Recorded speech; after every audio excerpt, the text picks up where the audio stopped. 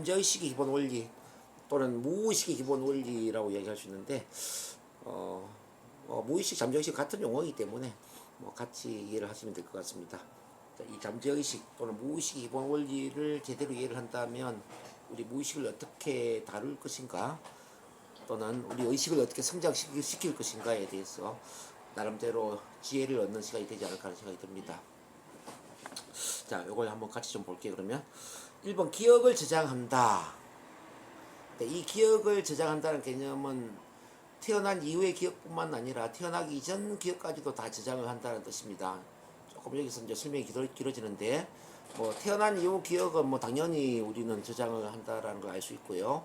근데 태어나기 이전을 본다면 이제 엄마 뱃속간이 있겠죠. 태아 시절.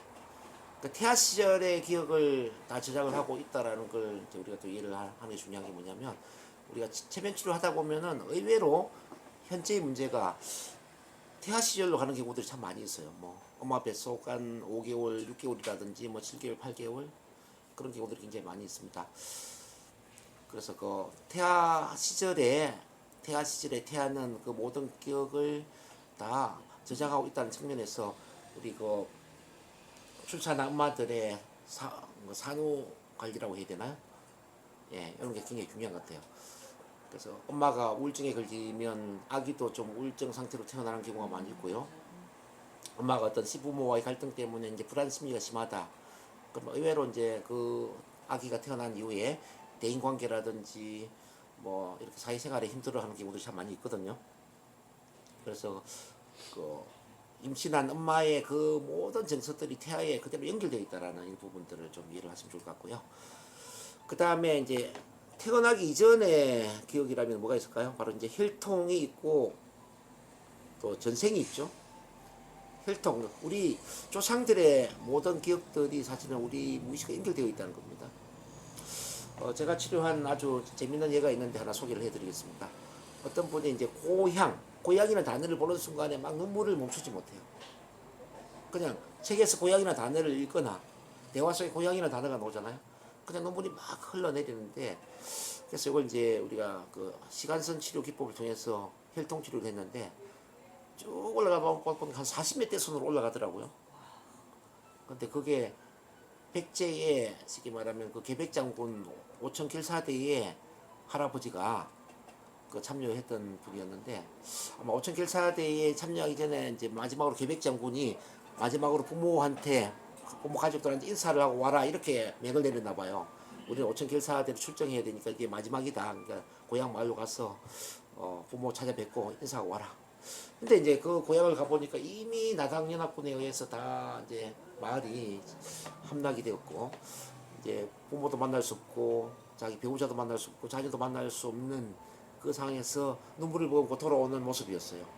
하염없이 눈물을 흘리는 그 모습이 이제 머리에 떠오르는 거예요. 그래서 그걸 이제 시간선 치료 기법으로 치료를 했죠. 근데 그 이후로 고양이는 단을 봐도 눈물이 안 나. 고양이나 소리를 들어도 눈물이 안 나요. 자, 그래 물론 이제 그분이 계백 장군의 길사대에 맞는지 안 맞는지 우리가 알 수는 없겠죠. 그렇지만 어쨌든 그 무의식 속에 그 저장된 그 어떤 가족에 대한 슬픔, 애환, 이게 고향이라는 단어와 눈물이 연결돼 있다. 그런 사례가 있습니다. 어쨌든 이런 혈통사의 문제는 너무나 많이 있고요. 아까 이제 태아도 예를 하나 더 들어보면 태아. 어떤 심리 상담사가 한 10년 전의 일인데 저한테 찾아왔어요. 자기 친엄마인데 친엄마랑 같이 한 방에 있는 것도 싫고 같이 밥을 먹는 것은 더 싫다는 거예요. 친엄마인데 자기는 왜 친엄마가 이렇게 싫은지 모르겠다는 거예요. 그래가지고 이제 체면 치료를 이제 받으러 왔더라고요.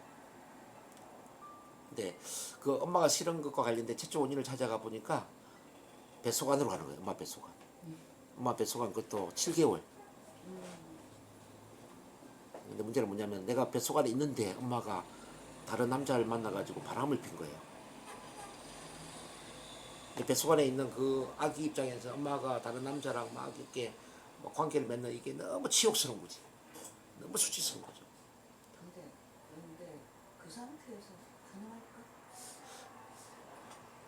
그래서 이제 제- 약간 무슨 배가 부른 상태에서 했다는 거예요. 그래서 그러니까 이제 그게 좀 그래서 그 이제 그 치료를 받고 나서 그날 밤 엄마한테 가서 물었다고. 엄마 진짜 내 임신한 상태에서 그렇게 다른 남자 만났어? 이렇게 된 거죠. 네가 그걸 어떻게 아냐고 이제 깜짝 놀란 거죠. 그것도 그렇게 얘기해? 딸이 이제 그 물었나 봐. 딸이 아마 같이 엄마랑 살았나 봐. 그러니까 아마 좀 허물없는 관계 좀 싫었나 보지. 근데 어쨌든 엄마가 그랬다는 거죠. 예. 그 태아 씨에 그걸 이 사람이 그대로 기억을 하고 있었는데 그때 나이가 한 40대 초반쯤 됐을 거예요. 저한테 상담하러 왔던 게. 자, 그런 예는 굉장히 많다는 거죠. 태아의 문제, 혈통의 문제. 전생의 문제는 더 많겠죠. 전생은 이루 말할 수도 없지. 전생도 제가 치료해보면 좀 재밌는 예가 많이 있는데요. 한 가지 예를 좀 이야기해 드려도 될까요? 이분은 술집을 운영하는 분이었어요. 술집. 그 나이가 50대인데 이제 좀 방석집 있잖아요. 원래 이제 방석집은 이제 뭐 1차, 2차 마치고 한 3차 정도에 이제 한 상 차려놓고 얼마 받는 뭐 이런 집을 방석집이라고 그래요. 그 집을 운영을 하는데 그 집에 오는 손님들이 꼭 자기보다 나이가 한 5살이나 10살이 적은 연하남들이 온다는 거예요. 연하남. 근데 좀 친해지면은 누님 하다가 꼭 돈을 한 500만 원, 1000만 원을 빌려달라고 한대요. 근데 그 돈을 빌려가면 그때부터 전화번호가 바뀌고 잠적을 돼버리고 돈을 안 갚는다는 거죠. 그 사람이 한두 명이 아닌 거예요. 그렇게 해서 이제 저한테 전생을 보러 왔는데 전생을 보니까 500년 전에 아주 잘생긴 너무나도 멋진 그런 선비의 모습이 머리에 떠오르는 거죠.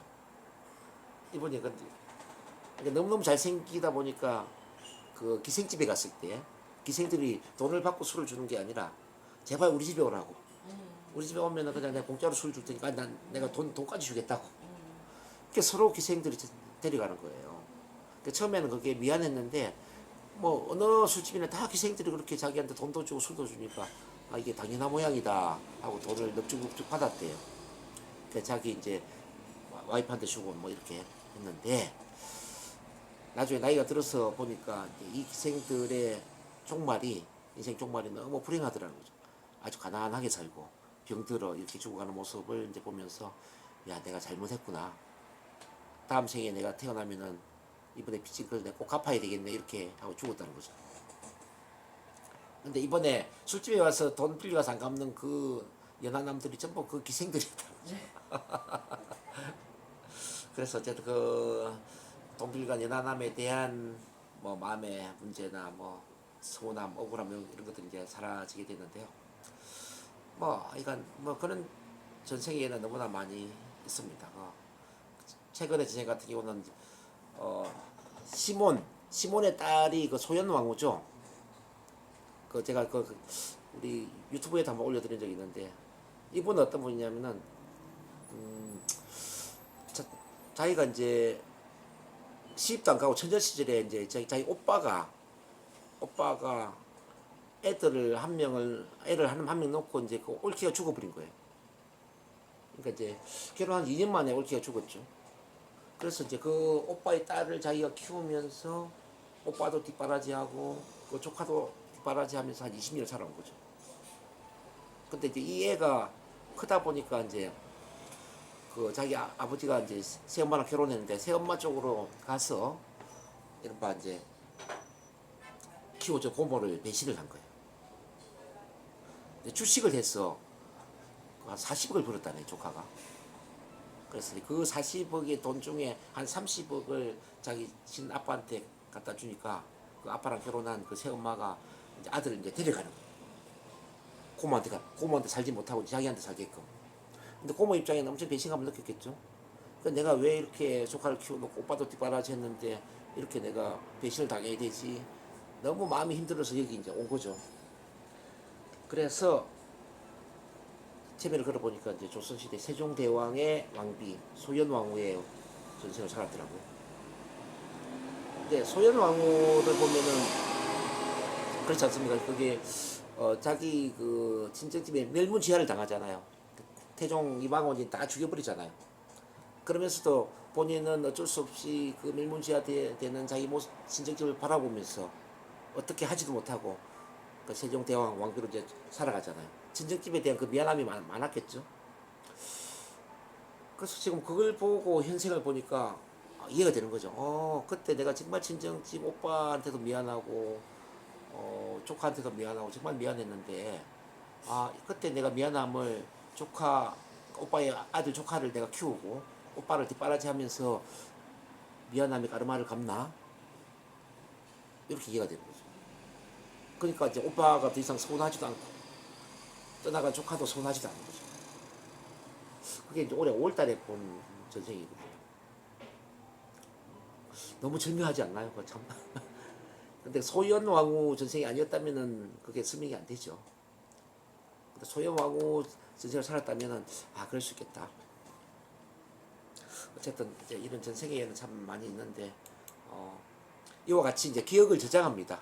기억을 우리는 태어난 이후의 기억뿐만 아니라 엄마 뱃속 안에 있는 기억, 혈통상의 기억, 전생의 기억 이런 걸 이제 다 저장하게 되고요. 칼 융의 집단 무의식의 개념을 본다면은 인류는 수렵 사회에서 농경 사회로 이렇게 진화해오는 모든 과정의 문화적인 기억을 우리 무의식 속에 저장을 하고 있다는 거죠. 그래서 집단 무의식의 기본 예를 본다면은 이런 게 있죠. 아기는 왜 직립 보행을 할까요? 아기는 왜 태어나자마자 죽을 힘을 다해서 엄마 젖을 빨게 될까요?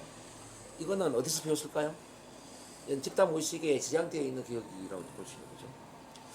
칼융이 연구를 해보니까 아프리카, 아시아, 유럽 이렇게 대륙이 다 떨어져 있음에도 불구하고 그 유럽, 아시아, 아프리카에는 비슷한 신화를 갖고 있는 거예요. 신화.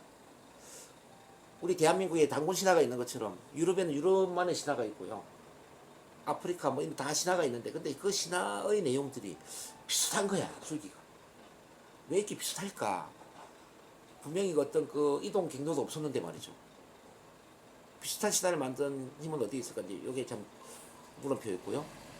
그 다음에 이제 어떤 불을 발명한다든지 우리가 그 농사를 짓는다든지 이런 것도 보면은 서로 이동 경로가 없는데도 불구하고 비슷한 시기에 농업 사회가 시작이 된다든지 불을 발명해서 불을 이용한다든지 이런 것들이 인류 전체에 파급이 된단 말이죠. 이건 어떻게 설명을 해야 될까? 또 한 가지 이제 그 원숭이 100마리 원숭이에 대한 실험을 한 적이 있는데 1930년대에 아마 우리 선생님들 다 알고 있는 내용일 수도 있어요. 1930년대에 그 일본의 최남단의 두 개의 섬에서 원숭이를 100마리씩 풀어놔요. A 섬에 100마리, B 섬에 100마리. 근데 그 거리는 한 100km 떨어져 있는 그런 섬이죠. 그래서 고구마를 먹이로 이제 풀어주는 겁니다. 근데 A 섬에 있는 원숭이가 9마리까지는 흙이 묻어 있는 고구마를 먹었는데 100번째 원숭이가 고구마를 물에 씻어서 먹는 거예요. 그러니까 이제 나머지 9마리 원숭이도 전부 고구마를 물에서 씻어 먹기 시작했지. 이거는 전혀 어려운 게 아니에요. 왜? 의식적으로 다 확인했으니까. 근데 그와 비슷한 시기에 B섬에 있는 대부분의 원숭이들이 너나 할 것 없이 고구마를 물에 씻어서 먹는 거죠. 야, 그래서 이제 이 양자물리학자들이 이제 이걸 보면서 어떻게 이런 일이 일어나지? 물리적으로는 섬이 떨어져 있는데 그러면 이런 현상들 어떻게 설명하지? 그러면서 이제 이 원숭이의 집단 무의식이 서로 연결되어 있구나. 그리식으로는 떨어져 있지만은 비슷한 시기에 우주의 에너지가 공명하면서 무의식 속에 비슷한 정보가 연결됐다. 이렇게 이제 설명을 하는 거죠. 그래서 이걸 동시성의 원리라고도 이제 이야기를 하죠. 이와 비슷한 예가 이제 그 에디슨의 발명 이야기도 이제 비슷한데요. 에디슨이 전구를 발명했을 때 유럽의 어떤 나라에서 전구를 발명한 사람이 있었다는 거예요. 근데 특허를 에디슨이 먼저 냈기 때문에 전구 발명은 에디슨 이렇게 알려져 있지. 근데 그 유럽에 있는 그 사람 묻혀졌다는 거지. 근데 이제 그 유럽에 있는 그 발명가와 에디슨은 전혀 한 번도 연락을 하지 않았던, 전혀 모르던 관계였다는 거죠. 이건 어떻게 해서 가능할까? 분명히 물리적으로는 엄청 떨어져 있는 거니까 지구 반대편에 있는 거인데 말이죠. 그래서 이렇게 이제 우리 집단 무의식은 서로 연결되어 있다. 연결되면서 모든 그 인류의 진화 과정을 이렇게 기억하고 있다는 거. 그래서 우리 I am teaching 영상에서도 이제 내 안에 신의 현존, 신성이 있다고 그러죠. 신성. 그렇죠? 내 안에 세인트 제메인이 있다. 그게 이제 확실한 게 뭐냐면요. 우리는 집단 무의식 속에 이제 연결되어 있는 하나의 정보 체계를 갖고 있다는 거죠. 그래서 그러면은 내 안에 인류의 모든 지혜 보고가 들어 있다고 볼 수도 있죠. 그래서 밖에서 답을 찾을 게 아니라 내 안에서 답을 찾는 거죠. 이 안에 어떤 뭐 공자의 사상, 노자의 사상, 뭐 예수님, 뭐 부처님 모든 정보를 다 찾을 수도 있죠. 그래서 이제 집단 무의식 개념으로 본다면 이렇게 모든 정보가 인류에 대한 모든 정보, 지혜 보고가 내 안에 연결되어 있다라는 것을 우리는 알 수 있습니다. 이렇게 이제 지장이 되어 있다는 것. 그런 점에서 우리가 이제 치료를 하는 것도 같은 맥락으로 봐야 된다. 우리가 태어난 이후의 기억에 대한 치료만 해서 되는 게 아니라, 자, 엄마 뱃속 안에 있는 기억, 혈통상에 대한 기억, 그 다음에 우리 전생에 대한 기억, 이런 걸 총체적으로 치료를 할 때 온전한 치료가 될 수 있다는 걸 말씀드리고요.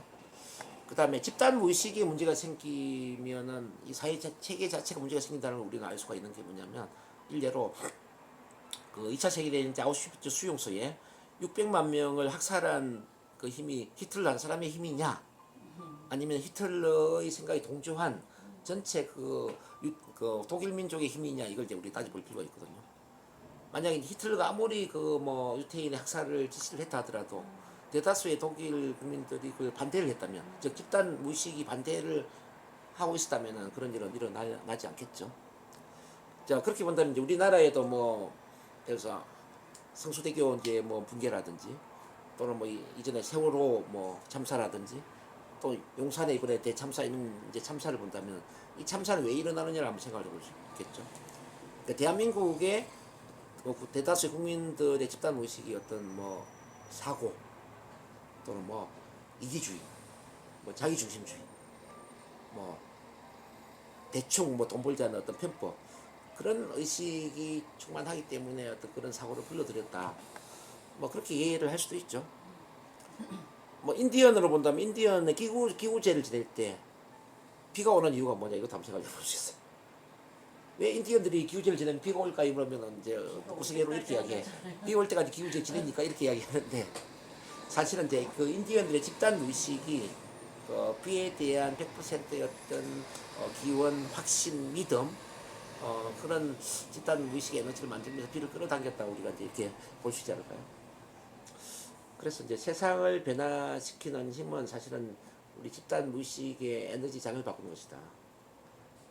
집단 무의식의 에너지를 뭐 어떤 에고에 의한 어떤 자기 중심주의에서 정말 세상에 대한 어떤 사랑, 뭐 상생, 이런 쪽으로 에너지를 바꿔준다면 어떻게 될까 이거지. 그죠? 대다수의 우리 그 세계인들의 의식이 상승해 버린다면, 뭐 예수님 한 분으로 인해서 뭐 엄청 상승했다고 이야기를 하잖아요. 근데 어쨌든 지금 이제 지구의 집단 의식 수준이 이제 207 정도로 나오니까 207. 200층인데 이게 한 300 정도 올라간다면 어떤 일이 생길까 저는 이런 생각이 들죠. 어쨌든 그래서 이제 지금 뭐 여러 이야기 하다 보니까 조금 옆으로 샜는데, 우리 무의식은 이렇게 모든 걸 저장하고 있다는 거죠. 개인 무의식 안에는 이렇게 태어난 이후, 엄마 뱃속 안, 혈통, 뭐 전생, 집단 무의식 속에는 이렇게 이제 인류의 모든 진화된 그런 문화적인 기억을 다 저장하고 있다. 그래서 우리가 지금 이제 NLP 체면 치료를 하고, 또는 IMT 명상을 하고, 이렇게 의식 성장을 하는 게 어떤 의미인가, 저는 이걸 이제 말씀드리고 싶은 거죠. 한 사람의 의식이 어쩌면은 지구 전체의 의식을 바꿀 수도 있다라는 그런 희망적인 생각을 할 수 있지 않을까. 네. 정말 대단한 일을 하고 있다는 자부심을 느끼게 될 것 같아요. 자, 기억을 지장한다 하다 보니까 일이 좀 이야기 길어졌는데, 혹시 여기에 대해서 뭐 첨언할 거 있으면 하셔도 괜찮고요. 우리 또 선생님들이 또 이런 쪽 일을 많이 해오셨기 때문에. 기억을 저장한다라는 게 우리 치료할 때 왜 필요하냐면, 사람들은 이런 고정관념을 갖고 와요. 이제 지금 우리 말고 밖에 있는 분들 이야기한다면, 무슨 엄마 뱃속 안에 있는 일을 얘가 기억을 해? 무슨 전생이 있어? 무슨 혈통상에 그 뭐 기억이 연결되어 있다고 이야기하지? 이런 고정관념을 갖는 사람이 사실은 열에 7명은 돼요. 여기 오는 분들 대부분 그런 고정관념 갖고 온다는 거죠. 그래서 그런 분들한테 이걸 이제 풀어서 설명을 해줘야 돼요. 우리가 무의식과 연결된다는 것은, 그리고 무의식을 신뢰한다는 것은, 무의식이 이런 여러 기억을 저장하고 있다는 걸 우리가 이해를 할 필요가 있다. 지금 바로 100% 믿으면 안 가져도 괜찮다.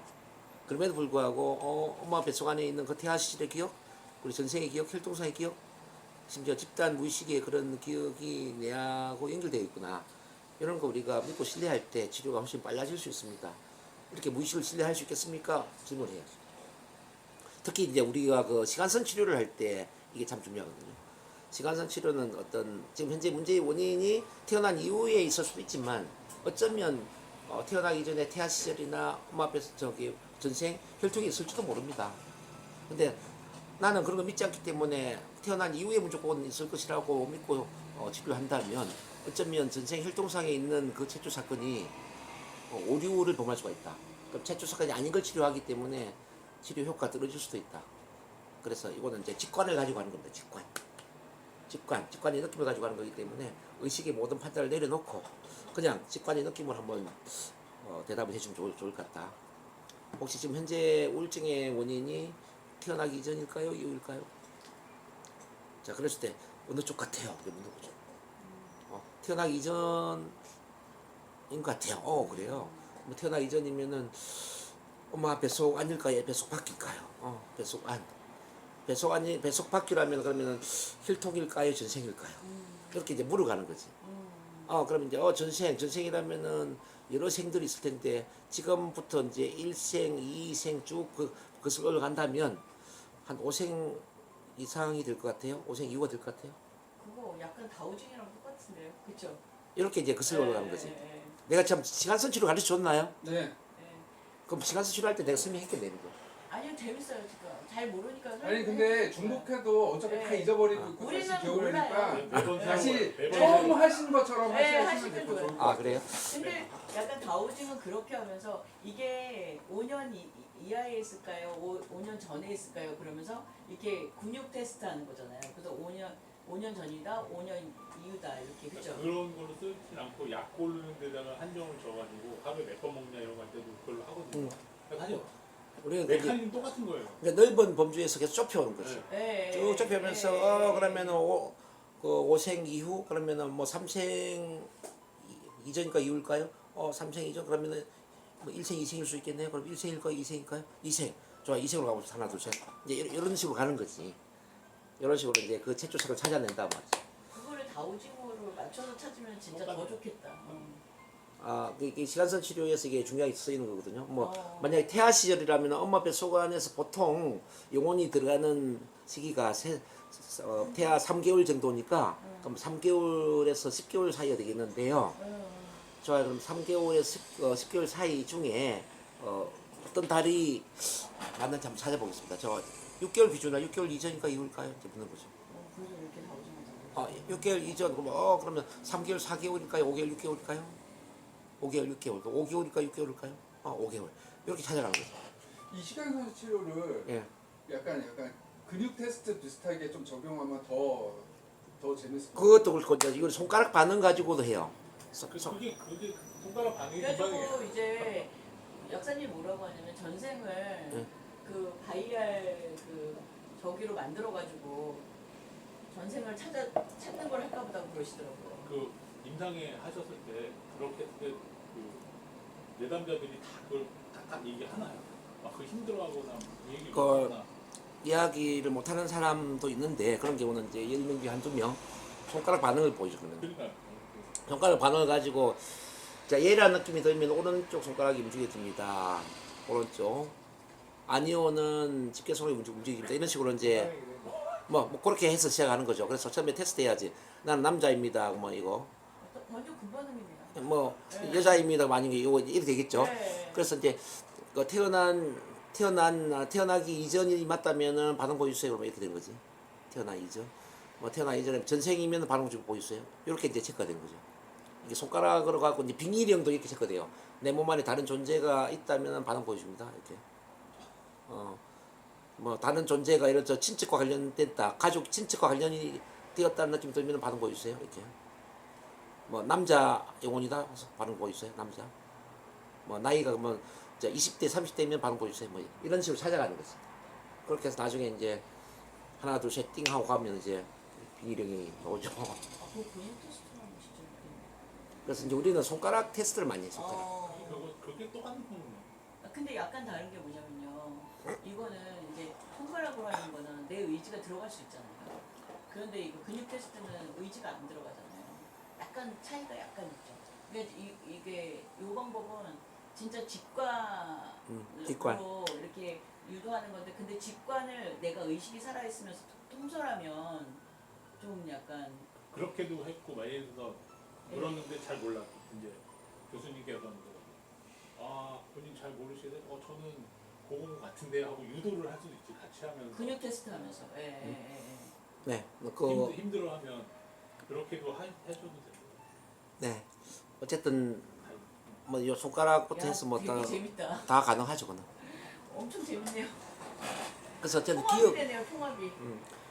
이제 기억이 어쨌든 이제 우리가 태어나기 전 뭐 전생 혈통, 뱃속안 뭐 이렇게 요걸 이해를 시키는 게 굉장히 중요하다고 생각해요.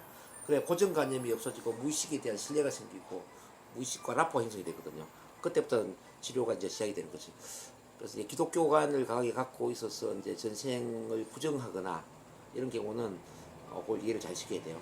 지금 종교관은 맞지 않을 수 있다. 이건 치료적인 차원에서 바라봐야 된다. 실제 그 뭐 전생이 없다 할지라도 우리 무의식 속에는 전생이라는 이름의 기억이 저장되어 있을 수도 있다. 그건 인정하겠냐. 그래서 그 가짜 기억일 수도 있지만은 어쨌든 기억이 저장되어 있다면 그 저장된 기억이 현재의 내 문제에 영향을 미칠 수가 있다. 그렇지만 일단은 무의식을 믿고 신뢰 한번 해보자. 그래서 전생이 없다 할지라도 전생에 기억이 있을 수도 있다는 전제로 한번 가보면 어떻겠냐. 그걸 의사한테 설명을 그렇게 설명을 하죠. 설명을 해서 이제 그 종교적인 어떤 편견을 없애게 만들죠. 그래서 그러면 좋다라고 할 때 이제 체면 유도를 하거나 시간선 치료를 들어가는 거죠. 어쨌든 그래서 지금 초기에 지금 기억 저장에 대해서 제가 이야기를 거의 30분 가까이 하고 있는데 이게 그만큼 중요하기 때문에 그래요. 사람들의 고정관념을 없애는데 이게 아주 중요합니다. 네. 이게 잘 풀리면 치료가 아주 쉽게 흘러가요. 그 점 이해하고 그 다음에 이제 2번을 보겠습니다. 정서의 영역이다. 정서의 영역이다. 정서와 감정과 기분과 느낌 이런 것들 있지 않습니까? 느낌, 기분, 감정, 정서 이건 어떤 차이가 있을까요? 그 동종요법이랑 네. 그 신지학 이런 데서 보면은 피지컬 바디 외에 그 차원이 5차원, 7차원 이게 다 감정의 영역이고 느낌의 영역이고 정서의 영역이라고 나와 있어요. 아 그렇구나. 그러니까 느낌 어떤 느낌 좀 쎄한데 이게 그 차원에서 내려온다는 거예요. 네네네. 정서의 영역이 그 차원인 거예요. 그러니까 느낌의 차원. 몸 갖고 설명이 안 돼요. 그러니까 이제 여기서 설명하는 건 뭐냐면 이제 뭐 이 정서는 의식 차원이 아니라 무의식 차원이라는 걸 이제 이야기를 하고 있는 거거든요. 정서는 무의식 차원이기 때문에 무의식과 접속이 되지 않으면 정서와 관련된 정신적인 문제를 치료할 수가 없다는 거예요.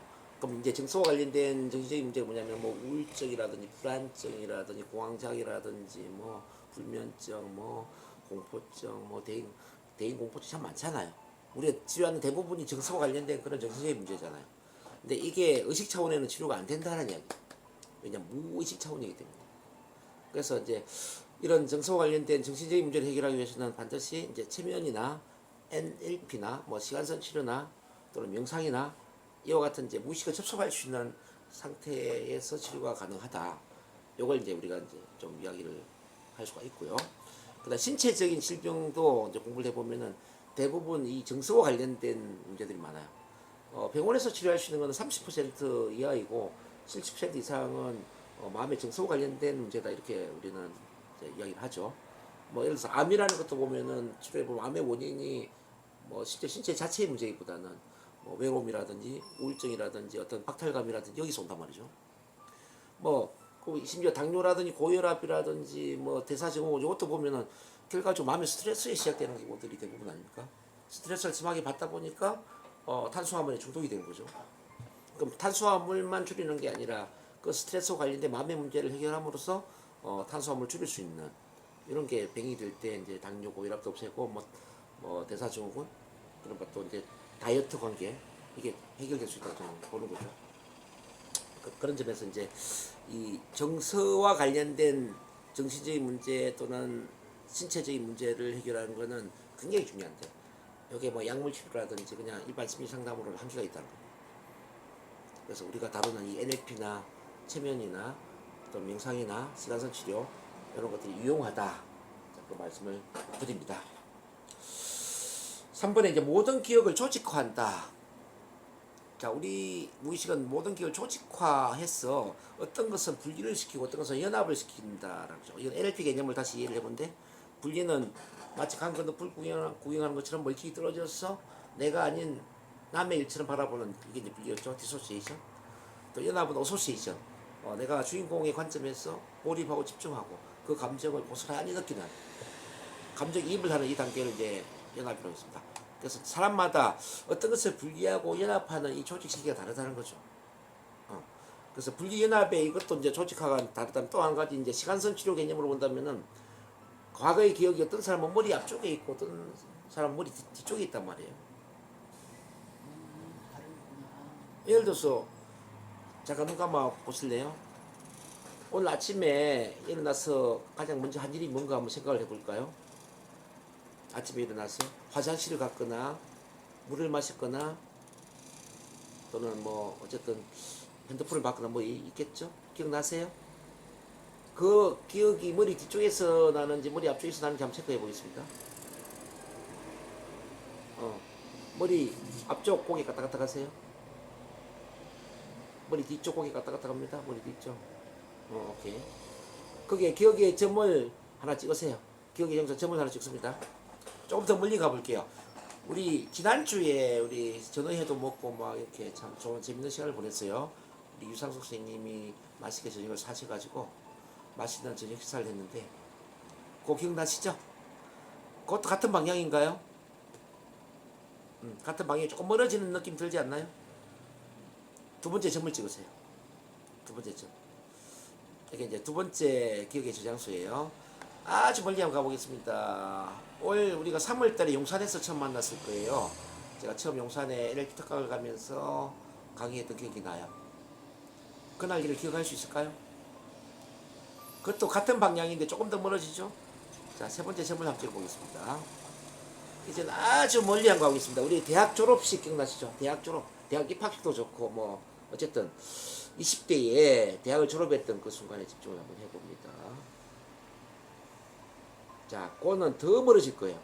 네 번째 점을 찍습니다. 이제는 초등학교 또는 국민학교 졸업식을 한번 가볼까요? 기억나시죠? 이거 더 멀어지죠. 다섯 번째 점을 찍습니다. 이 다섯 개의 점이 하나의 선으로 쭉 연결된다고 상상하세요. 자, 이 선이 무슨 색깔이죠? 굵기는 어느 정도예요? 밝기는 어느 정도 밝게 빛이 나나요? 네. 자, 요게 바로 과거의 시간선이 되는 거거든요. 시간선을 손가락으로 한번 표시해 보겠습니다. 머리에서 어디로 가고 있는지 시간선. 자, 머리 쪽에서 한번 표시해 볼까요? 머리 쪽에서. 네, 좋아요. 자, 이제 그 상상하시면서 눈 뜹니다. 하나, 둘, 셋. 지금 이제 시간선을 한번 만들어 봤거든요. 과거의 시간선. 우리 시간선 치료할 때는 요게 이제 유용하게 써 있는데, 어쨌든 다섯 개의 제가 그 기억의 저장소에 점을 찍어서 하나의 선으로 연결시키는 상상을 하게 도와드렸죠. 우리 약사님 머리 뒤쪽? 머리 앞쪽이었어요? 뒤쪽이었어요? 앞쪽에서 뒤로. 앞쪽에서 뒤로 갔어요. 우리 유상숙 선생님은요? 저는 뒤에서 살짝 오른쪽으로 줬죠. 아, 뒤에서 오른쪽으로. 네, 뒤로. 네네네네. 자, 이렇게 이제 기억의 저장소 좀 다르죠. 어떤 사람 머리 앞쪽, 뭐 어떤 사람 머리 뒤쪽, 사람마다 이게 다 틀려요. 그래서 우리 무의식은 이렇게 이제 기억의 장소를 자기만의 어떤 조직화를 하는 그런 경향성이 있다. 기억을 조직화한다. 연합 분리 개념으로도 조직화하지만은 기억의 장소를 가지고 조직화를 한다.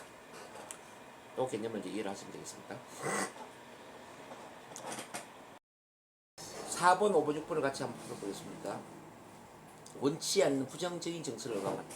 5번에 정서를 해소하고 합리화하기 위해 억압된 정서를 표출한다. 6번에 억압된 정서를 보호하기 위해서 억압한다. 이걸 이제 순서를 6번부터 먼저 좀 보도록 하겠습니다. 억압된 정서를 보호하기 위해서 억압한다. 이게 무슨 말이냐를 좀 이해를 해볼 필요가 있습니다. 자, 처음에 부정적 정서를 억압을 하는 이유는 뭐냐면은 보호하기 목적인데, 저기 보호라는 목적이거든요. 단기적인 목적으로는 보호를 목적으로 해요. 이를테면 우리가 난로에 소를 지었을 때 난로에 화상을 입을 수 있지 않습니까? 근데 이 화상을 입은 이 난로에 대한 두려움을 기억을 하는 게 좋을까요? 기억을 안 하는 게 좋을까요? 단기적으로는 기억을 해야 되겠지. 네. 기억을 해야만 다시 난로에 손을 대지 않겠죠. 그렇지 않겠습니까? 높은 곳에 떨어져서 내가 떨어져서 다친 적이 있어. 높은 곳에 대한 두려움을 기억을 해야만 높은 곳을 조심하겠죠. 이렇게 이제 단기적으로는 이 부정적 정서를 기억하는 것이 우리를 보호하기 위한 목적이다. 이걸 이해를 해야 돼요. 근데 문제는 10년이 지나고 20년이 지났는데도 계속 높은 곳이 두렵고 난로가 두려우면 어떻게 될까요? 지금 나이가 지금 40대 50대가 되었는데 그 10대에 그 높은 곳에 떨어졌던 그 두려움을 기억하면서 지금 높은 곳에 올라가지를 못해. 고소공포증이 있어요. 또 난로를 보면은 막 난로에 뭐 어떤 가까이 가지를 못해요. 어릴 때 그 화상이부터 기억 때문에. 이거는 장기적으로 볼 때는 어때요? 해소를 목적으로 하는 거죠. 해소. 지금 해소할 때가 되었구나. 즉 치료할 때가 되었구나 이거죠. 그래서 5번의 경우에는 이건 장기적인 목적으로 해소를 목적으로 한다.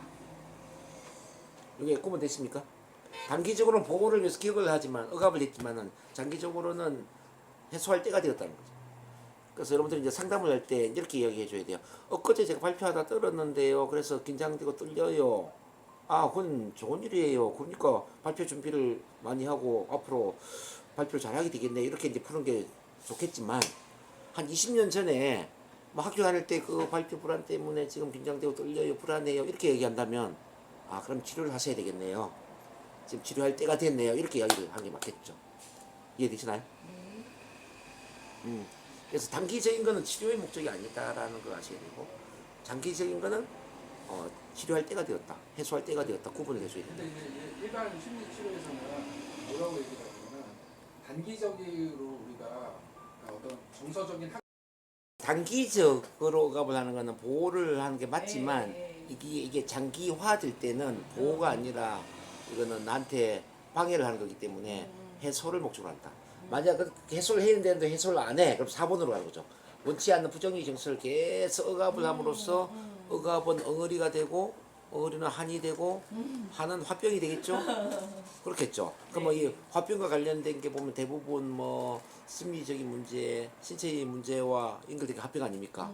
뭐 우울증, 불안증, 공포증, 공황장 이것도 이제 화병의 일종이고요. 당뇨, 고혈압이라든지 암이라든지 뭐 이런 것도 화병에서 나오는 거거든요. 관식폭식도 화병에서 나오는 거라는 거죠. 그래서 억압하는 거는 다 이게 문제가 된다. 그래서 억압은 무조건 해소를 해야 된다. 그래서 제가 이제 억압을 어떻게 해소할 것인가를 세 가지로 제가 주로 정리해서 이야기해 드리는데 첫 번째는 첫 만남 심리가족이 되셔서 있는 그대로 실컷 이야기를 해야 돼요. 실컷 이야기하는 게 참 중요해요. 맞아. 실컷. 두 번째는 뭐냐면은 막 소리 질러야 돼. 소리 지르고 막 웃고 막 울고 감정 표현을 하는 거야. 감정 표현. 그러니까 실컷 소리 지르고 감정 표현을 강하게 하는 거. 세 번째가 뭐냐면은 체면 NLP 치료를 하는 거야. 이 3단계. 그래서 제가 실컷 이야기하는 건 상담을 통해서 이제 이야기를 들어주는 쪽으로 주로 많이 하고 있고요. 그리고 일요일날 참만남 심리가족에 참만남 치유 스피치가 있거든요. 그러니까 자기 이야기하는 시간들이 있어. 앞에 나와서 막 문제를 이야기하고 공감하면서 들어주는 거죠. 그러면서 이제 우리가 또 발성 웃음 훈련이 있거든요. 막 소리 지르고 막 감정 표현하는 거. 그리고 이제 개인적으로 또 치료하는 거. 이제 이렇게 해서 억압된 게 많이 이제 해결되죠. 이렇게 해서 4, 5, 6번을 정리합니다. 그 다음에 이제 7번, 8번을 또 하나 더 묶어서 같이 공부하고 나누도록 할게요. 신체를 운영한다, 신체를 보존한다. 신체를 운영한다라는 건 어떤 개념이냐면 내 안에는 종합건강청사진이 들어있다는 거죠. 종합건강청사진. 그러니까 내 몸을 완전하게 건강하게 만들어주는 건강에 필요한 모든 청사진이 바로 무의식에 들어있다는 거죠. 그래서 우리가 이제 감기에 걸리거나 몸살에 걸렸을 때 약을 먹지 않더라도 그냥 뭐 땀 흘리면서 뭐 좀 수면을 깊게 취하거나 그러면은 그 다음날 좀 많이 낫게 되죠. 뭐 애들 같은 경우 해열제를 먹이지 않더라도 열이 날 때 뭐 푹 자고 일어나게 만들면은 여기 이제 낫는 경우도 많이 있고요. 뭐 장염에 걸렸을 때 굳이 그 뭐 소화제를 먹지 않더라도 우리가 이제 한 이틀 정도 굶어버리면 이 장염이 낫는다는 거죠. 이게 뭐냐면 바로 이제 종합건강청 종합건강청사진 그래서 이제 우리가 그 종합건강청사진을 믿어야 된다고. 이 다른 말로 하면 자연치유력이라고 하죠. 자연치유력. 그걸 지금 극대화시키는 작업을 하는 분이 우리 약사님이니까 정말 이제 이 프로그램이 얼마나 도움이 될 수 있을까 좀 기대가 됩니다. NLP 체면을 활용하면은 이게 자연치유력을 극대화시킬 수가 있죠. 그래서 이제 명상을 하는 것, 뭐 체면을 통해서 체면요법으로 자기 확을 하고 자기 암시를 하는 것, 또는 이미지요법을 통해서 뭐 어떤 암세포를 죽이거나 또 건강한 세포로 되살아나는 그 이미지 심상을 하는 것, 이게 굉장히 큰 도움이 될 수 있다는 거. 그다음에 NLP적으로 본다면은 NLP의 뭐 바디 스캔 기법이라든지 NLP 앵커링 기법이라든지 뭐 미래 맞추기 그런 것들이 연결될 때 자연 치료력, 뭐 이른바 종합 건강 청사진을 극대화시킬 수가 있다. 제가 그 말씀 드리고요. 그 다음에 신체를 보존한다. 우리가 그 횡단보도를 건너가려고 할 때 차가 막 지나가요. 그러면 엄마야 하고 뒤로 물러서잖아요. 이건 의식의 힘일까요? 무의식의 힘일까요? 무의식이죠. 제가 여기 흉터가 있는 그 혹시 보이세요? 흉터? 잘 안 보여요. 잘 안, 옛날에 흉터가 보여서 맨날 머리로 이렇게 누르고 있었는데 제가 6살 때니까 시골에 신장로 아시죠? 신장로. 지금 비포장도로 이제 신장로에서 숨바꼭질을 하고 뛰어놀다가 넘어진 거예요. 근데 넘어지는데 이제 뾰족한 돌뿌리가 있었어. 그게 그대로 부딪힌 거죠. 그래서 이제 엄청 이 손가락이 들어갈 정도로 구멍이 났었는데 그때 시골에는 병원이 없잖아요. 된장을 딱 붙여가지고 이렇게 해서 이제 지금 흉터가 있는 건데 제가 무슨 이야기를 드리려고 하냐면 왜 눈에 부딪히지 않고 여기를 부딪혔을까요? 무의식으로 피해서. 그렇죠. 이게 이제 뾰족한 걸 보는 순간 피한 거지. 이건 의식의 힘이 아니라 무의식의 힘이라는 거죠. 그래서 이제 우리 무의식은 이렇게 신체를 보존하는 긴장성이기 때문에 뭐 차를 피하게 하거나 넘어지더라도 정말 신체 부위 중에 중요한 부분을 다치지 않게 돕거나 뭐 그런 부분이 있고, 그리고 또 이제 제가 초등학교 4학년 때 이제 문제인데 감나무에서 떨어졌던 적이 있어요. 우리 그 이 천장 높이 훨씬 더 높죠. 감나무에 거꾸로 떨어져서 이 머리를 부딪혔으면 어떻게 됐을까요? 막 이게 아마 박살이 났을 거예요. 그때 떨어지는 순간 저도 모르게 휘고 이렇게 된 거지. 이렇게 허리가 막 둥글게 이렇게 몸을 굽혔더라고요. 제가. 이건 의식의 힘이 아니라고 저는 보거든요. 나도 모르게 이렇게 된 거지. 머리를 보호한 거죠. 그래서 등의 일부에 찰가삭을 입고 뼈도 전혀 부러지지 않고 전혀 문제 없이 제가 살아난 거예요.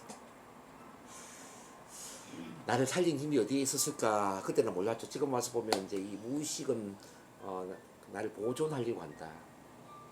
그래서 떨어지더라도 이렇게 이제 최소한 중요한 부분을 다치지 않게 만든다는 거죠. 이렇게 신체를 보존하는 기능이 있다. 요걸 이제 우리가 믿으셔야 됩니다. 그래서 이 신체에 대한 어떤 신체 운용이나 신체 보존의 힘을 우리가 믿는다면 굳이 약에 의존할 필요도 없고요. 병원에 의존할 필요도 없죠. 그리고 이제 두려움을 가질 필요도 없어요. 내가 혹시 사고 나면 어떡하지? 뭐 다치면 어떡하지? 그런 것도 굳이 걱정할 필요가 없는 게 우리 무의식은 항상 나를 보호하고자 한다는 거죠. 자, 이해되시죠? 그래서 무의식과 신뢰를 쌓는 순간 사실 모든 질병이나 사고에서 우리가 안전할 수 있다. 엊그제 우리 나무희 박사님 이런 이야기를 했죠. 신체 질병이 생긴 것은 나를 사랑하지 못한 것에 대한 징벌이라고 했나요? 자기 처벌적 징벌. 그게 자기 처벌적 징벌인데 나를 사랑하지 못하고 나를 믿지 못한 것에 대한 징벌이라고 볼 수도 있겠죠. 자벌하는 거죠, 자벌. 그러니까 자기 그 무의식을 믿고 신뢰한다면은 병이 생길 이유가 없다는 거죠. 모든 질병은 무의식과 라포가 깨지기 때문에 생기는 거죠. 정신적인 문제도 그렇고 이제 신체적인 문제도 그렇고 무의식과 라포가 깨지기 때문에 저 무의식을 신뢰하지 못하기 때문에 생긴 뭐 징벌이다 이렇게 이제 볼 수도 있지 않을까. 이게 무의식과 라포를 형성한다는 말 있잖아요. 네. 그게 진짜 핵심이다. 그럼요. 예. 그러니까 무의식과 라포를 형성하면 완전 게임 끝이네요. 네. 예. 그래서 저는 저기 병원에 가서 한 번도 건강 검진을 받아본 적이 없어요. 앞으로도 받을 생각이 저는 전혀 없고 저도 병원 약을 먹을 생각도 전혀 없어요. 제가 병원을 가본 적이 없어요. 누구 병문안 때문에 간 적은 있지만 제가 아파서 간 적은 없다는 거죠. 여기가 깨졌어도 된장으로. 예. 뭐냐면 저는 이제 제 무의식이 저를 100% 보호를 한다고 저는 믿거든요. 무의식이. 그 만약에 제가 뭐 정말 암에 걸리거나 있다면 그는 제가 뭔가 잘못한 것에 대한 징벌이 있잖아요. 받아들여야지 뭐. 그것 또한 저는 원망하지 않겠다. 굳이 암 치료를 좀 받지 않겠다 이거죠. 제 마음으로 치료를 해버리지. 뭐 그런 생각이 아주 강합니다. 과 관련 조금 이야기 해드리면 우리에게는 칠감이라는 게 있는 거 아세요? 혹시 칠감? 감을 넘어서 오감이 있고 육감이 있고 칠감이 있다는 거죠. 오감은 시각, 청각, 신체 감각, 광배각 잘 이해하실 거고 육감은 직관적인 느낌. 그거나 이해하시죠?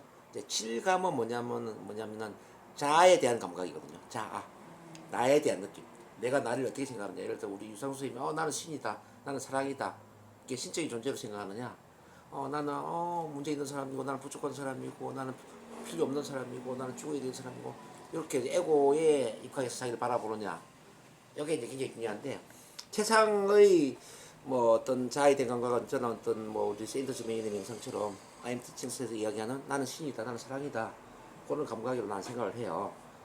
근데 이제 이 자아에 대한 감각을 칠감이라고 그러는데 이 자아에 대한 감각이 우리 면역 체계와 연결되어 있다는 거죠. 자아와 면역 체계는 하나라는 거예요. 지금 말하면 이해되시나요? 그래서 자아에 대한 감각이 부정적이면 면역 체계도 약화돼 버리고 자아에 대한 감각이 강해지면 면역 체계도 강해진다는 거지. 이 면역 체계가 강해지면은 아까 이야기했던 종합건강청사진이 활성화되면서 자연 치유력이 극대화되는 거지. 이해되시나요? 그래서 자연 치유력이 좋은 근원 체질이 자아 감각이야. 그 자연 치유력이 강해지면 결국 이제 그 우리 뭐 면역 체계에 보면 B 세포, NK 세포 뭐 이런 세포들이 이제 활성화되는 거예요. 우리 몸에는 하루에도 뭐 5,000개 이상의 뭐 암세포가 이제 생기는데 그게 암으로 발전되지 않은 이유는 뭐 NK 세포나 뭐 이런 B 세포들 다 죽이 없애는 거잖아요. 근데 그 자연 치료 활성화되면서 이 면역 체계가 활성화되면서 이제 암 세포를 없애는데 문제는 이제 자아에 대한 감각이 부정적이야.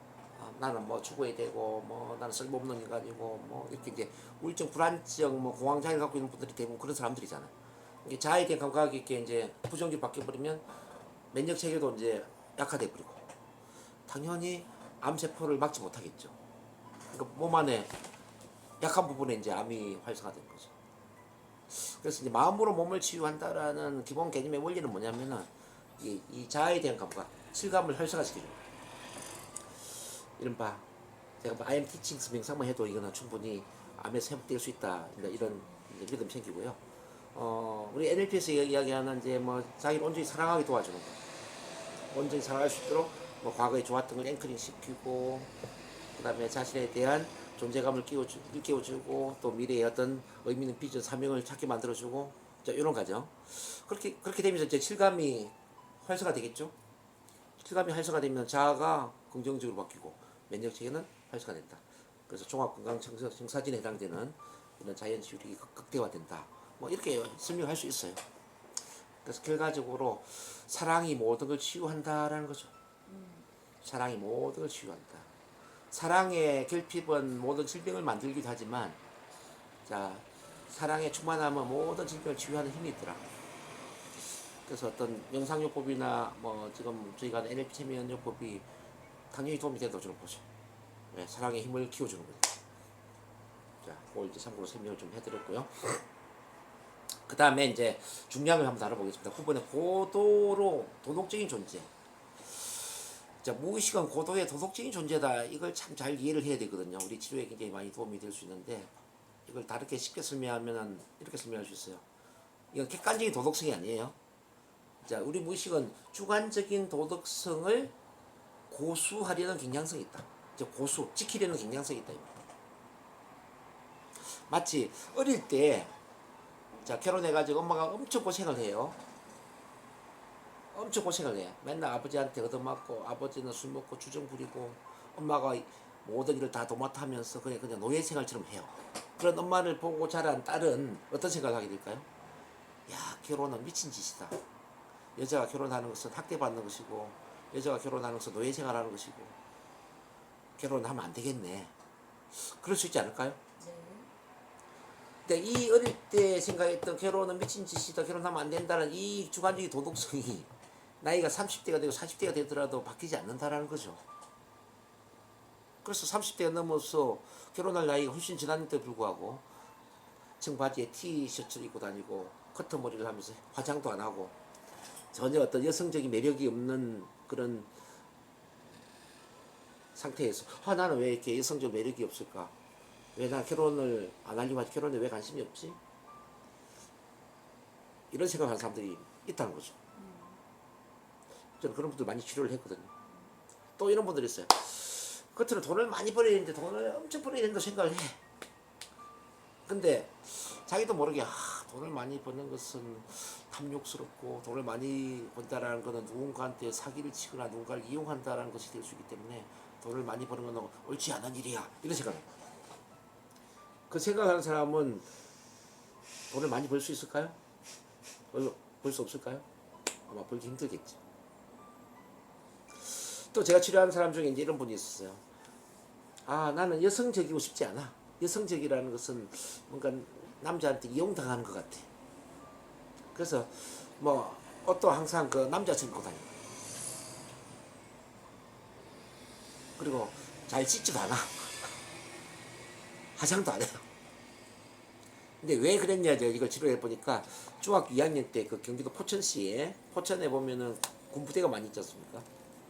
어느 날 예쁜 교복을 입고 걸어가는데 그날 이제 훈련을 마치고 돌아가던 군인 병사들이 막 성적인 농담을 하면서 막 놀렸나 봐요.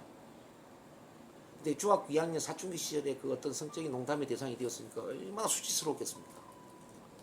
그날 집에 가서 엉엉 울면서 밤에 잠을 못 자면서 자 이렇게 생각했대요. 내가 여자로 보이는 것은 남자들한테 성희롱의 대상이 되는 것이다.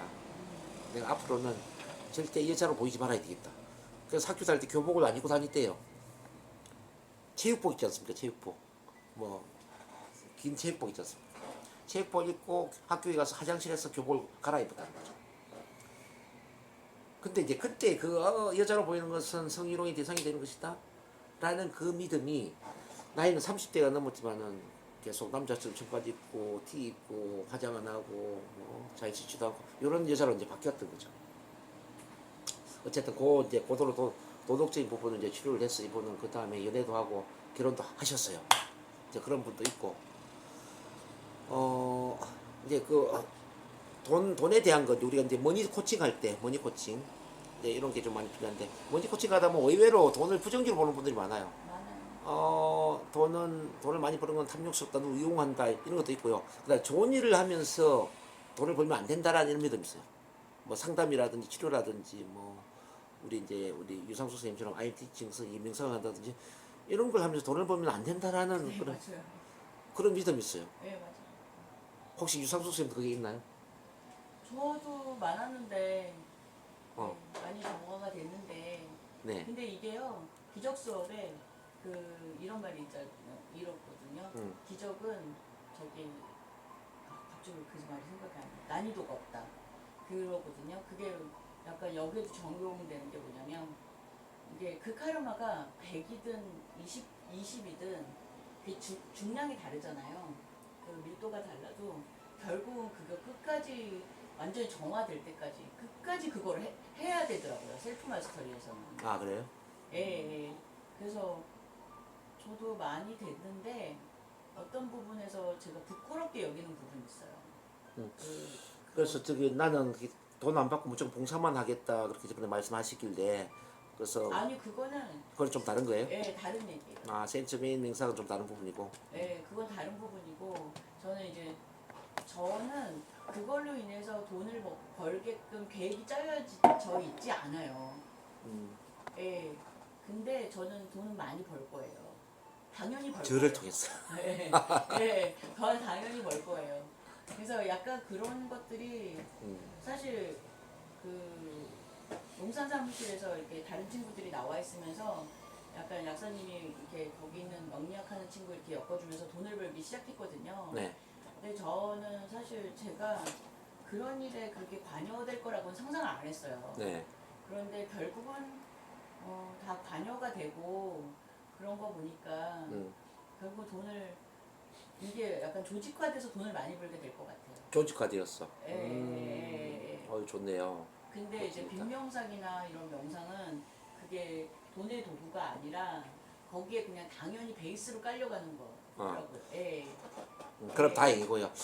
혹시 행여나 좋은 일을 하면서 돈을 벌면 안 된다라는 아예 아니요. 그런 그- 생각 없죠. 그 신념이 있으면 바꿔야 되니까 제가 예, 아니요. 드리는 말씀이고요. 그거는 의외로 그런 분이 많더라고. 그러니까 뭐 NLP 치료나 체면 치료나 뭐 또 건강 상담이나 뭐 이런 좋은 일을 하는 것은 돈을 버는 거와 좀 관계가 없다. 돈을 벌 약간 그 오히려 약간 그런 면도 있긴 있었어요. 제가 되게 영성민으로 되게 오래 살았고 그랬는데 저는 되게 돈을 밝히거든요. 되게 돈을 좋아하거든요. 근데 그런 면에서 살짝 컴플렉스가 있었던 건 사실이에요. 근데 그게 이렇게 다른 사람들이 가진 것보다는 그렇게 많은 편은 아니에요. 그런데도 결국은 셀프 마스터리에서는 그걸 완전히 정확하게 하더라고요. 그래가지고 이제 그 아침에 이제 그 사티아 사이바바 그거 보면서 사티아 사이바바 재산이 엄청나게 많았었거든요. 네. 근데 그게 제가 약간 좀 돈을 편안히 쓰는 거에 대해서 약간 부끄러움이 있었던 것 같아요. 그런데 그런 거 안 갖기로 오늘 아침에 마저 정리했어요. 네, 축하드립니다. 아니 그리고 이제 결혼을 못 할 거야. 나는 결혼을 못 할 것 같아라는 신념이 생기기 이전에 나는 결혼을 하지 않을 거야라는 결심을 먼저 한다는 거죠. 그럼 우리가 치료할 때 어떻게 되냐면은 결혼을 하지 않겠다고 결심했던 최초의 순간이 언제일까요? 라고 찾아가는 거죠. 그때가 초등학교 입학 이전일까요? 이후일까요? 뭐 입학 이전이라면 5살 이전일까 이후일까요? 이런 식으로 이제 찾아서 그 최초 사건을 찾는 거지. 그러다 보면 의외로 어릴 때 이제 엄마가 아버지한테 얻어맞고 뭐 아버지 돈 안 벌어주고 엄마가 혼자 노예처럼 막 생활하는 모습을 보면서 난 엄마처럼 결혼하지 않을 거야. 엄마 같은 결혼 생활 하지 않을 거야. 이런 결심을 한다는 거야. 이제 그걸 이제 일단 머리에 떠올리 하면서 관점을 바꿔주는 거지. 아, 엄마 시절에는 이렇게 엄마가 얻어맞고 이렇게 노예처럼 살았는지 모르지만 지금 21세기는 그렇지 않아. 오히려 아버지가 얻어맞아. 여성 상위 시대이기 때문에 결혼하더라도 절대 여자가 손해보는 거 아니야. 뭐 이런 거 이제 관점 바꿔줄 수 있겠죠. 그래서 이제 나는 결혼하지 않을 거야가 아니라 지금 21세기에 결혼해도 좋아. 결혼하는 게 훨씬 더 선택의 여지가 많아라는 쪽으로 긍정의 관점을 갖게 하면서 이제 우리가 일깨우면 이제 이게 제한적 신념이 바뀌어 있죠. 제가 그런 치료법이 있다라는 걸 참고를 하시고요. 자, 그 다음에 이제 10번을 보겠습니다. 자, 지시를 따르고 싶어 하면 명확한 지시를 필요로 한다. 지시를 따르고 싶어 하면 명확한 지시를 필요로 한다. 무슨 얘기냐면 무의식은 이미 우리를 도와줄 준비가 되어 있다라는 거예요. 자, 이렇게 비유를 하면 어떨까요? 나는 마님이고 무의식은 돌쇠이다. 나는 마님이고 무의식은 돌쇠이다. 자, 그러면은 돌쇠는 마님한테 무조건적인 충성을 하지 않을까요? 그죠? 그러니까 자, 돌쇠가 마님을 무조건 도와주려고 하는 것처럼 우리 무의식도 무조건 나를 도와주려고 하는데 문제는 주인인 내가 그 무의식을 부리는 법을 모르는 거죠. 근데 중요한 사실은 마님이 돌쇠한테 뭘 시키든지 돌쇠는 다 따르지 않나요? 야, 수박 한 덩이 훔쳐와. 그럼 훔쳐와야 되잖아요. 나무 한 짐 해와 하더라도 해와야 되지만은 야, 이웃집에 수박 한 덩이 훔쳐와. 그러면은 수박 훔쳐주겠죠? 시키는 대로 하지 않겠냐 이 말이죠. 돌쇠는 판단 능력이 없어 그냥 시키는 대로 무조건 하는 거예요. 우리 무의식도 마찬가지예요.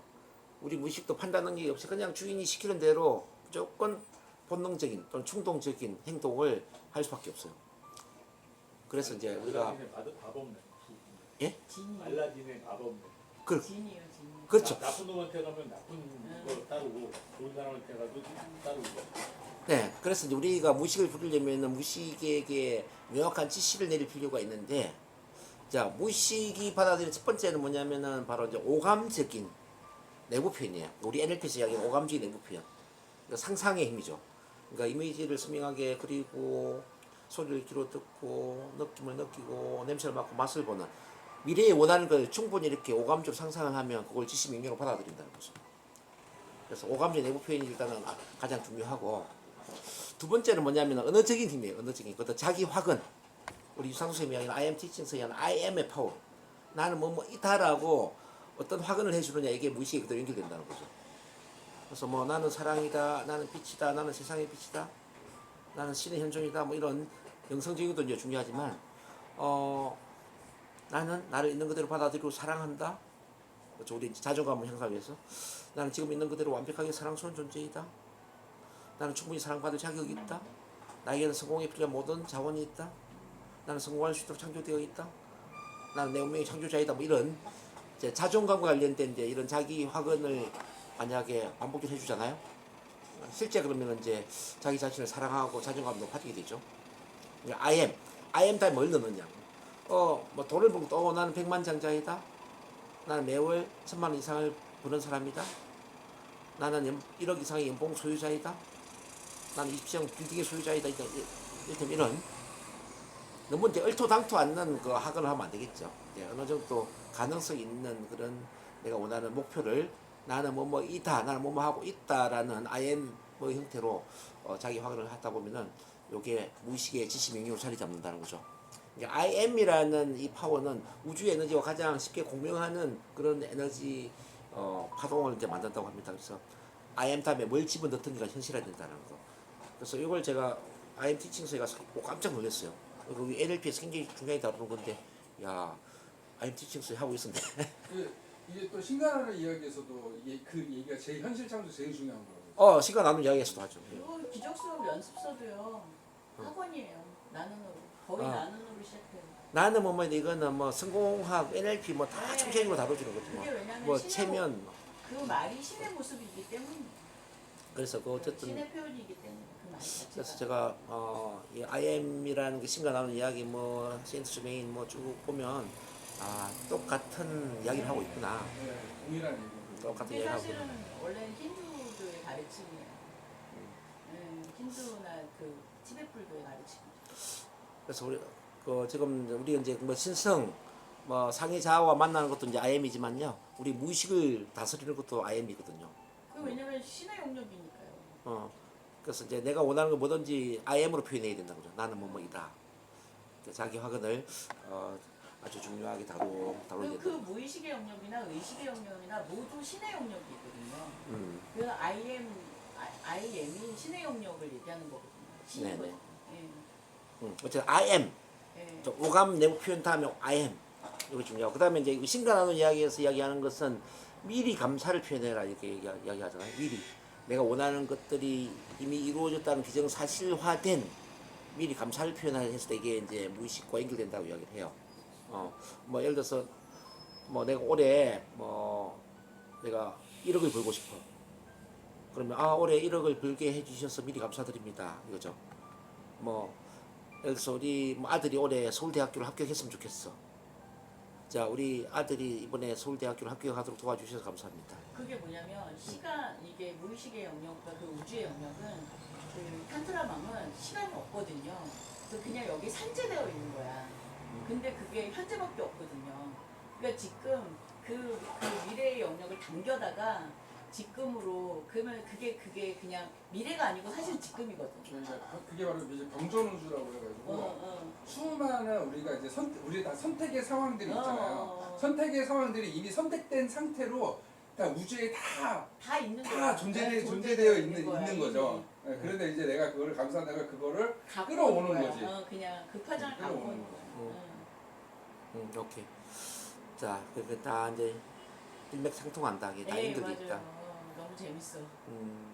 그래서 이제 어쨌든 내가 이루고자 하는 것들을 오감 차원의 상상을 하면서 자기 확언을 I am으로 표현하고 또는 이미 이루어진 것에 대해서 미리 감사를 표현한다면 뭐 가장 빠르죠. 무의식에 바로 접속이 되죠. 그러니까 이제 무의식의 지시 명령으로 자리 잡고 빠르게 이제 이루어질 수밖에 없다. 막 끌어당김의 법칙이 작동이 되는 거죠. 그걸 어쨌든 이제 뭐 다 이해를 하고 계시니까 너무 좋고요. 지시를 따르고 싶었는데 그런 지시를 내려야 된다. 자, 그 다음에 11번 한번 볼게요. 모든 지각을 통제하며 유지한다.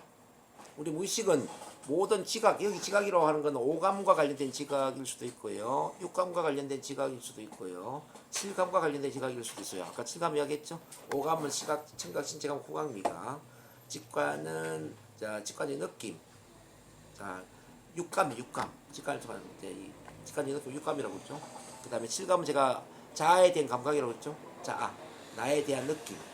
이런 것들을 간장하는 게 바로 이제 우리 무의식이라는 겁니다. 그 다음 12번에 이제 볼게요. 12번 에너지를 생성하면 저장 분배 전달한다. 자, 아마 이런 경험 해보셨을 것 같아요. 내가 어떤 목표를 설정했을 때, 목표에 집중을 했을 때 에너지가 살아나죠. 근데 이제 그 목표를 이루었을 때는 갑자기 막 힘이 좀 빠지거나, 막 한숨을 돌리거나, 뭐 아프지 않은데 갑자기 감기에 걸리거나 이런 수도 있거든요. 자, 목표를 이루기 위해서는 힘이 생기는데 목표를 다 이루고 나서 그냥 한숨 돌리는 순간 힘이 빠져버린다는 거죠. 이 차이를 만드는 게 뭘까요? 바로 무의식에 어떤 것을 집중하느냐, 원하는 걸 집중했느냐, 원하지 않는 걸 집중했느냐의 차이죠. 걱정, 근심, 고민을 하는 순간 에너지는 빠지기 시작하잖아요. 그래서 걱정, 근심은 나의 미래에 저주를 내려달라는 기도와 같다, 뭐 이런 이야기를 해요. 근데 우리가 이제 원하는 꿈이나 목표나 의미 있는 비전을 생각하는 순간 막 에너지가 생기죠. 그래서 우리 아우슈비츠 수용소에서 이제 빅터 프랭클이 연구를 해보니까 그 죽음의 수용소에서도 건강하게 살아놓은 사람들의 공통점이 뭐냐? 바로 이제 의미 있는 비전을 생각하더라는 얘기죠.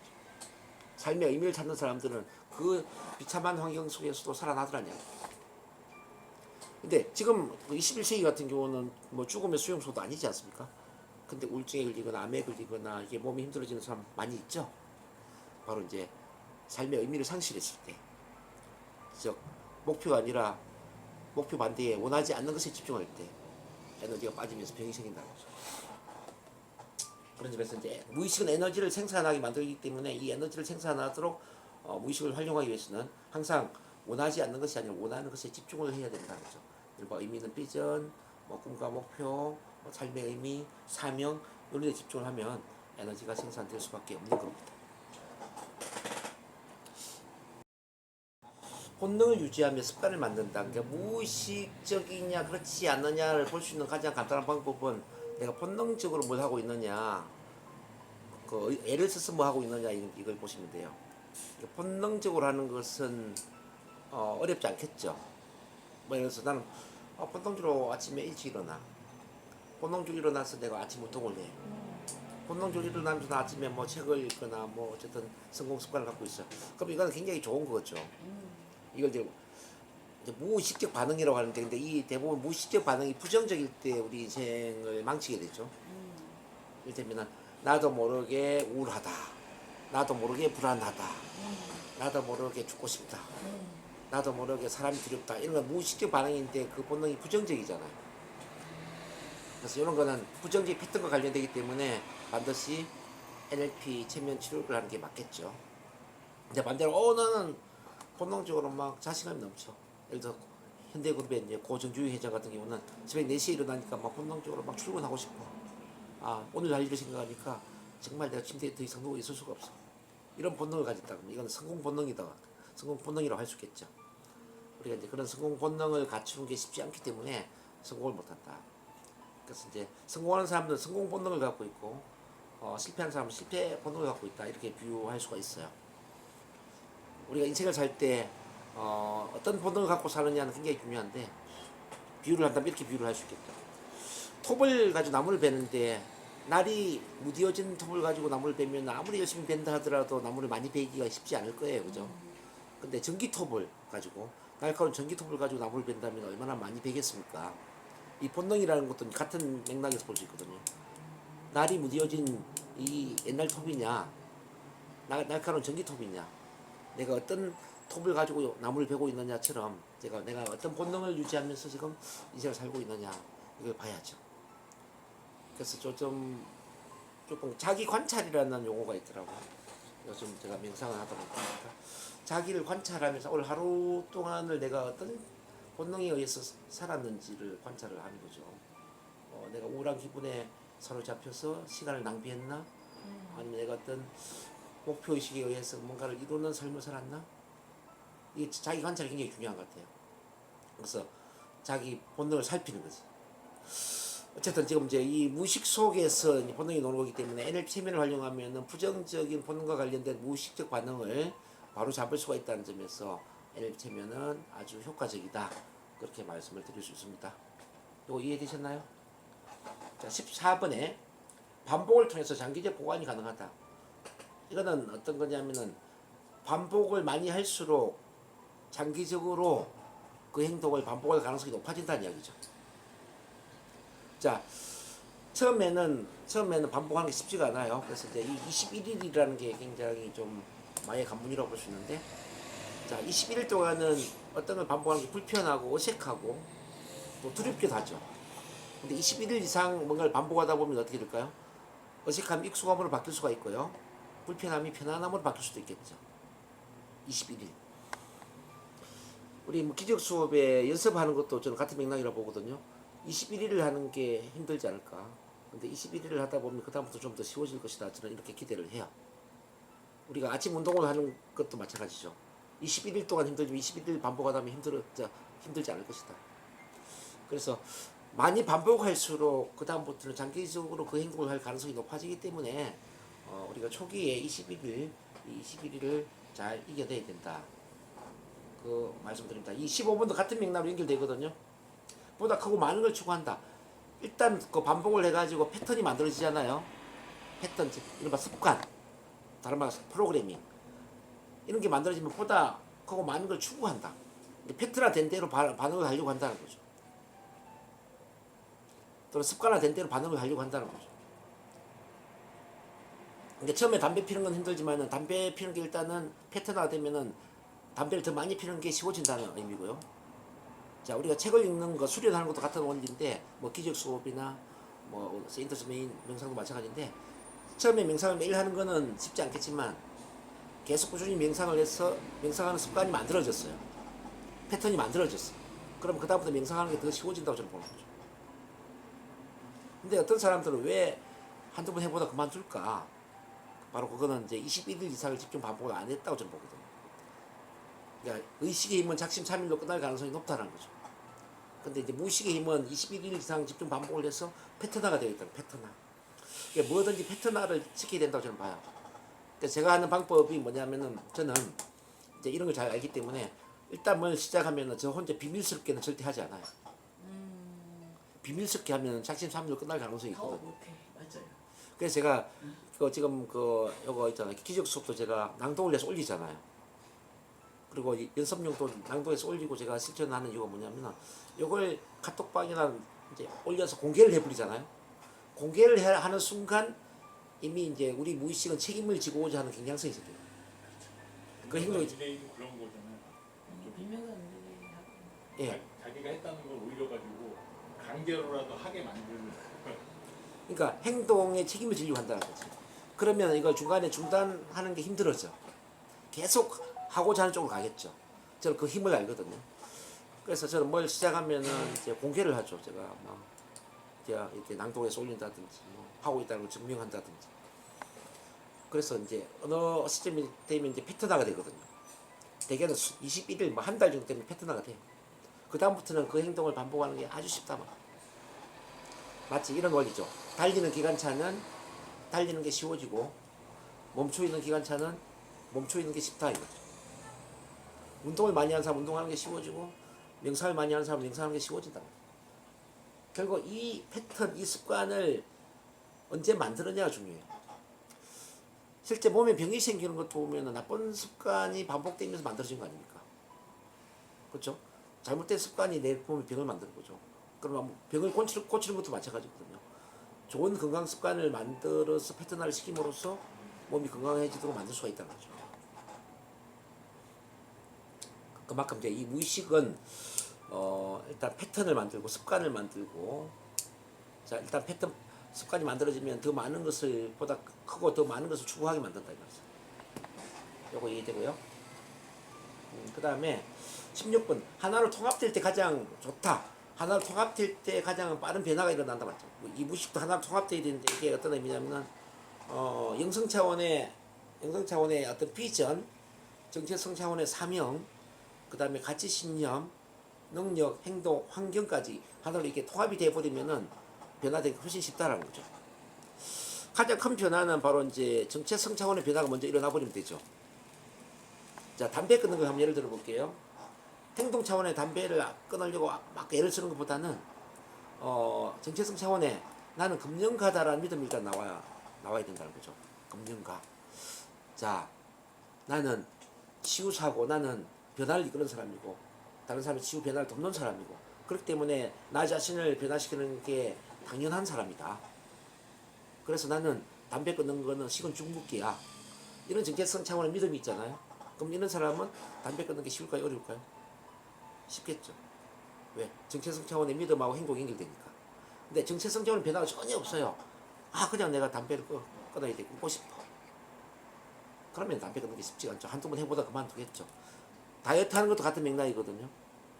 예를 들어서 이제 우리 유상수 선생님 다이어트를 한다고 가정해볼게요. 그러면 자, 나는 날씬하고 건강한 몸매의 소유자이다. 자, 나는 명상 지도자이면서 영성 지도자이면서 다른 사람의 치유와 변화를 이끄는 사람이기 때문에 내가 먼저 치유 변화되는 모습을 사람들한테 보여주는 건 당연한 일이야. 내가 뚱뚱한 몸으로 절대 영성 지도자 될 수 없어. 나는 그 누구보다도 아름답고 날씬한 몸매의 소유자가 되어야 되고 내가 스스로 나를 치유하고 변화시킨다는 걸 사람들한테 보여줘야 돼. 왜? 나는 영성 전문가고 치유 변화의 전문가니까. 이렇게 정체성 차원의 믿음을 갖는 거예요. 그러면서 다이어트를 시도를 했어요. 그러면 우리 유상수 선생님이 살 빼는 게 쉬울까요? 어려울까요? 쉬워지죠. 왜? 이 정체성과 행동이 통합됐으니까. 그래서 어떤 변화를 이끌 때 그 사람의 정체성에 대한 믿음을 바꿔주는 것은 굉장히 중요하다고 생각합니다. 다이어트건 뭐 건강 치유건 뭐 정신적인 것도 마찬가지죠. 제가 스피치 훈련 시킬 때 특히 그런 이야기를 많이 하거든요. 자, 나는 발표 불안이 없애고 싶어요 라고 할 때 스님의 그 정체성을 좀 높여보자. 발표 불안이 있는 사람이라는 그 정체성에서 나는 나같이 발표 불안을 갖고 있는 사람을 도와주는 발표 불안 코치이다. 발표 불안 전문 코치이다라는 믿음만 가져보자. 그리고 발표 불안 전문 코치라는 그 믿음 하에 훈련을 해보는 것은 어떨까? 그럼 훨씬 더 불안 심리를 빠르게 없앨 수 있을 것이다. 발표 불안 코치는 뭐 가볍게 발표 불안을 스스로 해결할 수 있지 않겠냐. 그렇게 훈련을 시키면 진짜 빨리 변화해요. 1년 한 가지만 더 이야기를 해드릴게요. 이건 여러분들 다 아는 이야기지만 장발장이 처음에 도둑놈이었잖아요. 근데 조카한테 그 빵 하나 훔쳐줬다고 뭐 7개월 뭐 이게 교도소 생활 하잖아요. 그럼 이분이 교도소 밖을 나왔을 때 도둑질을 하는 게 쉬웠을까요? 건전하게 사는 게 쉬웠을까요? 당연히 도둑질하기 쉬웠겠죠. 왜? 정체성이 도둑놈이니까. 그러다가 이제 마지막이다 생각하면서 마지막에 신부님이 은수주를 훔치지 않습니까? 기억나시죠? 근데 경찰관에 붙잡혔어요. 근데 경찰서에서 이렇게 이야기하고 있어요. 신부님이 와가지고 이거는 훔친 게 아니에요. 제가 장발장이 출소할 때 출소 선물로 주기 위해서 미리 준비하고 있었던 거예요. 선물로 주려고 미리 준비한 걸 미리 가져간 거니까 이거는 선물로 받은 것이다. 이거는 훔친 게 아니다. 그러면서 내가 은초 때도 선물로 주려고 준비했는데 왜 은초 때는 안 가져갔습니까? 이렇게 얘기할 거예요. 여기서 띵 하면서 정체성의 변화가 일어나죠. 난 도둑놈이 아니라 내가 은총을 받은 사람일 수도 있구나. 내가 신의 은총을 받은 사람이구나라는 믿음이 갑자기 생기는 거예요. 그러면서 장발장의 삶이 달라지기 시작하죠. 그 도둑질을 하던 삶에서 이웃 지역으로 이사를 가서 봉사를 하고 사업을 하고 사업가로서 대성을 하고 지역의 리더로 발전을 만들었죠. 이 장발장을 변화시킨 힘이 뭘까요? 바로 정체성의 힘이거든요. 그래서 행동을 변화시키기 위해서는 반드시 정체성의 변화가 일어나야 된다. 행동을 변화시키더라도 정체성의 변화가 일어나지 않으면 다시 과거로 돌아갈 수가 있지만 행동을 변화시키면서 정체성도 같이 변화를 해버리면 영구적인 변화가 될 수 있다는 거죠. 또는 행동의 변화가 없다 하더라도 정체성의 변화가 먼저 일어나요. 그럼 행동의 변화는 따라와요. 자, 그런 점에서 지금 우리 유상숙 선생님이 하고 있는 I am teaching 명상은 굉장히 저는 중요하다고 생각해요. 나는 사랑이다, 나는 신이다, 나는 신의 현존이다. 예를 들어서 이게 이제 처음에는 정체성에 대한 믿음으로 연결이 안 될 수도 있죠. 근데 이걸 매일 명상을 하면서 그런 자기 확인을 하다 보면 어떻게 될까요? 어느 순간에 내가 신의 현존이구나, 나 자체가 사랑이구나, 내가 나 자체가 신이구나, 내가 빛이구나 이런 믿음을 갖지 않을까요? 믿음을 갖는 순간 모든 게 나머지가 다 바뀌어버리죠. 행동처럼 모든 변화가 일어나버리죠. 그래서 지금 다시 이제 이 무의식으로 돌아와서 하나로 통합될 때 가장 큰 변화가 일어난다는 이야기는 바로 정체성의 변화와 행동의 변화는 연결되어 있다는 거. 그걸 이제 말씀드리는 거예요. 그러면 영구적인 변화가 될 수 있다는 거죠. 그래서 제가 치료를 하고 나면 요즘은 마지막에 항상 뭘 하는지 아세요? 자, 마지막에 항상 제가 빈 명상을 시켜주고 빈 명상 다음에 우리 IM 티칭서에 내가 자기 확언을 해줘요. 그리고 깨워 마지막에. 이 마지막 단계에 제가 왜 그걸 하느냐 하면은 치료가 되었다 하더라도 이 정체성 차원의 믿음이 안 생기면 저는 과거로 돌아간다 보거든요. 그래서 과거로 돌아가지 않기 위해서 맨 마지막에 항상 10분 정도 이렇게 체면 상태에 자기 확언을 시켜주는 거죠. 그러면 깨웠을 때 사람의 어떤 눈빛, 표정 이런 게 완전히 달라져 버려요. 그래서 이 I'm teaching 명상은 아주 뭐 절묘하다. 제가 치료에 있어서 너무 이거는 절묘하다고 생각하고 지금 잘 써먹고 있어요. 아주. 하나죠 뭐. 네, 절묘하다. 네, 다른 게 아니야. 네. 네. 그 이전에 우리는 체면 암시로 했죠. 그 체면 암시. 체면 암시에도 이제 나는 뭐뭐이다 이런 거 암시를 주거든요. 근데 그 I'm teaching에서 좀 간단한 문장이라기보다는 좀 길죠. 뭐 예를 들어서 불면증 명상 암시를 한다면 나는 베개에 머리를 눕히는 순간 바로 깊은 잠에 빠져든다. 이런 식으로 암시를 하거든요. 나는 5분을 자더라도 5시간 이상을 잔 듯한 개운한 기분으로 깨어난다. 이런 게 이제 체면 암시예요. 근데 지금 이제 자기 확언을 보니까 좀 짧은 문장이더만. 체면 암시보다는. 그것도 이제 체면 암시 뭐 일종으로 볼 수도 있겠죠.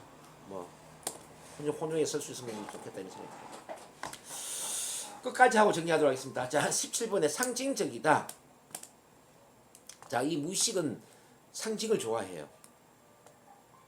자, 이게 어떤 의미냐면은 우리가 치유를 하고 변화를 시킬 때 의식적인 변화가 아니라 무의식적인 치유 변화를 시키기를 원한다면 돌직구나 직설적인 표현보다는 은유적인 표현이 훨씬 더 큰 변화를 일으킨다는 뜻이겠죠.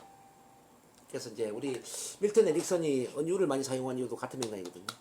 그냥 은유적인 이야기를 들려주는 것만 가지고도 치유 변화를 이끄는 거예요. 우리가 그래서 은유의 대가가 되어야 되고 메타포의 대가가 되어야 된다고 생각합니다. 이제 우리가 커뮤니케이션 테라피스트에서도 은유 파트를 공부를 했었죠.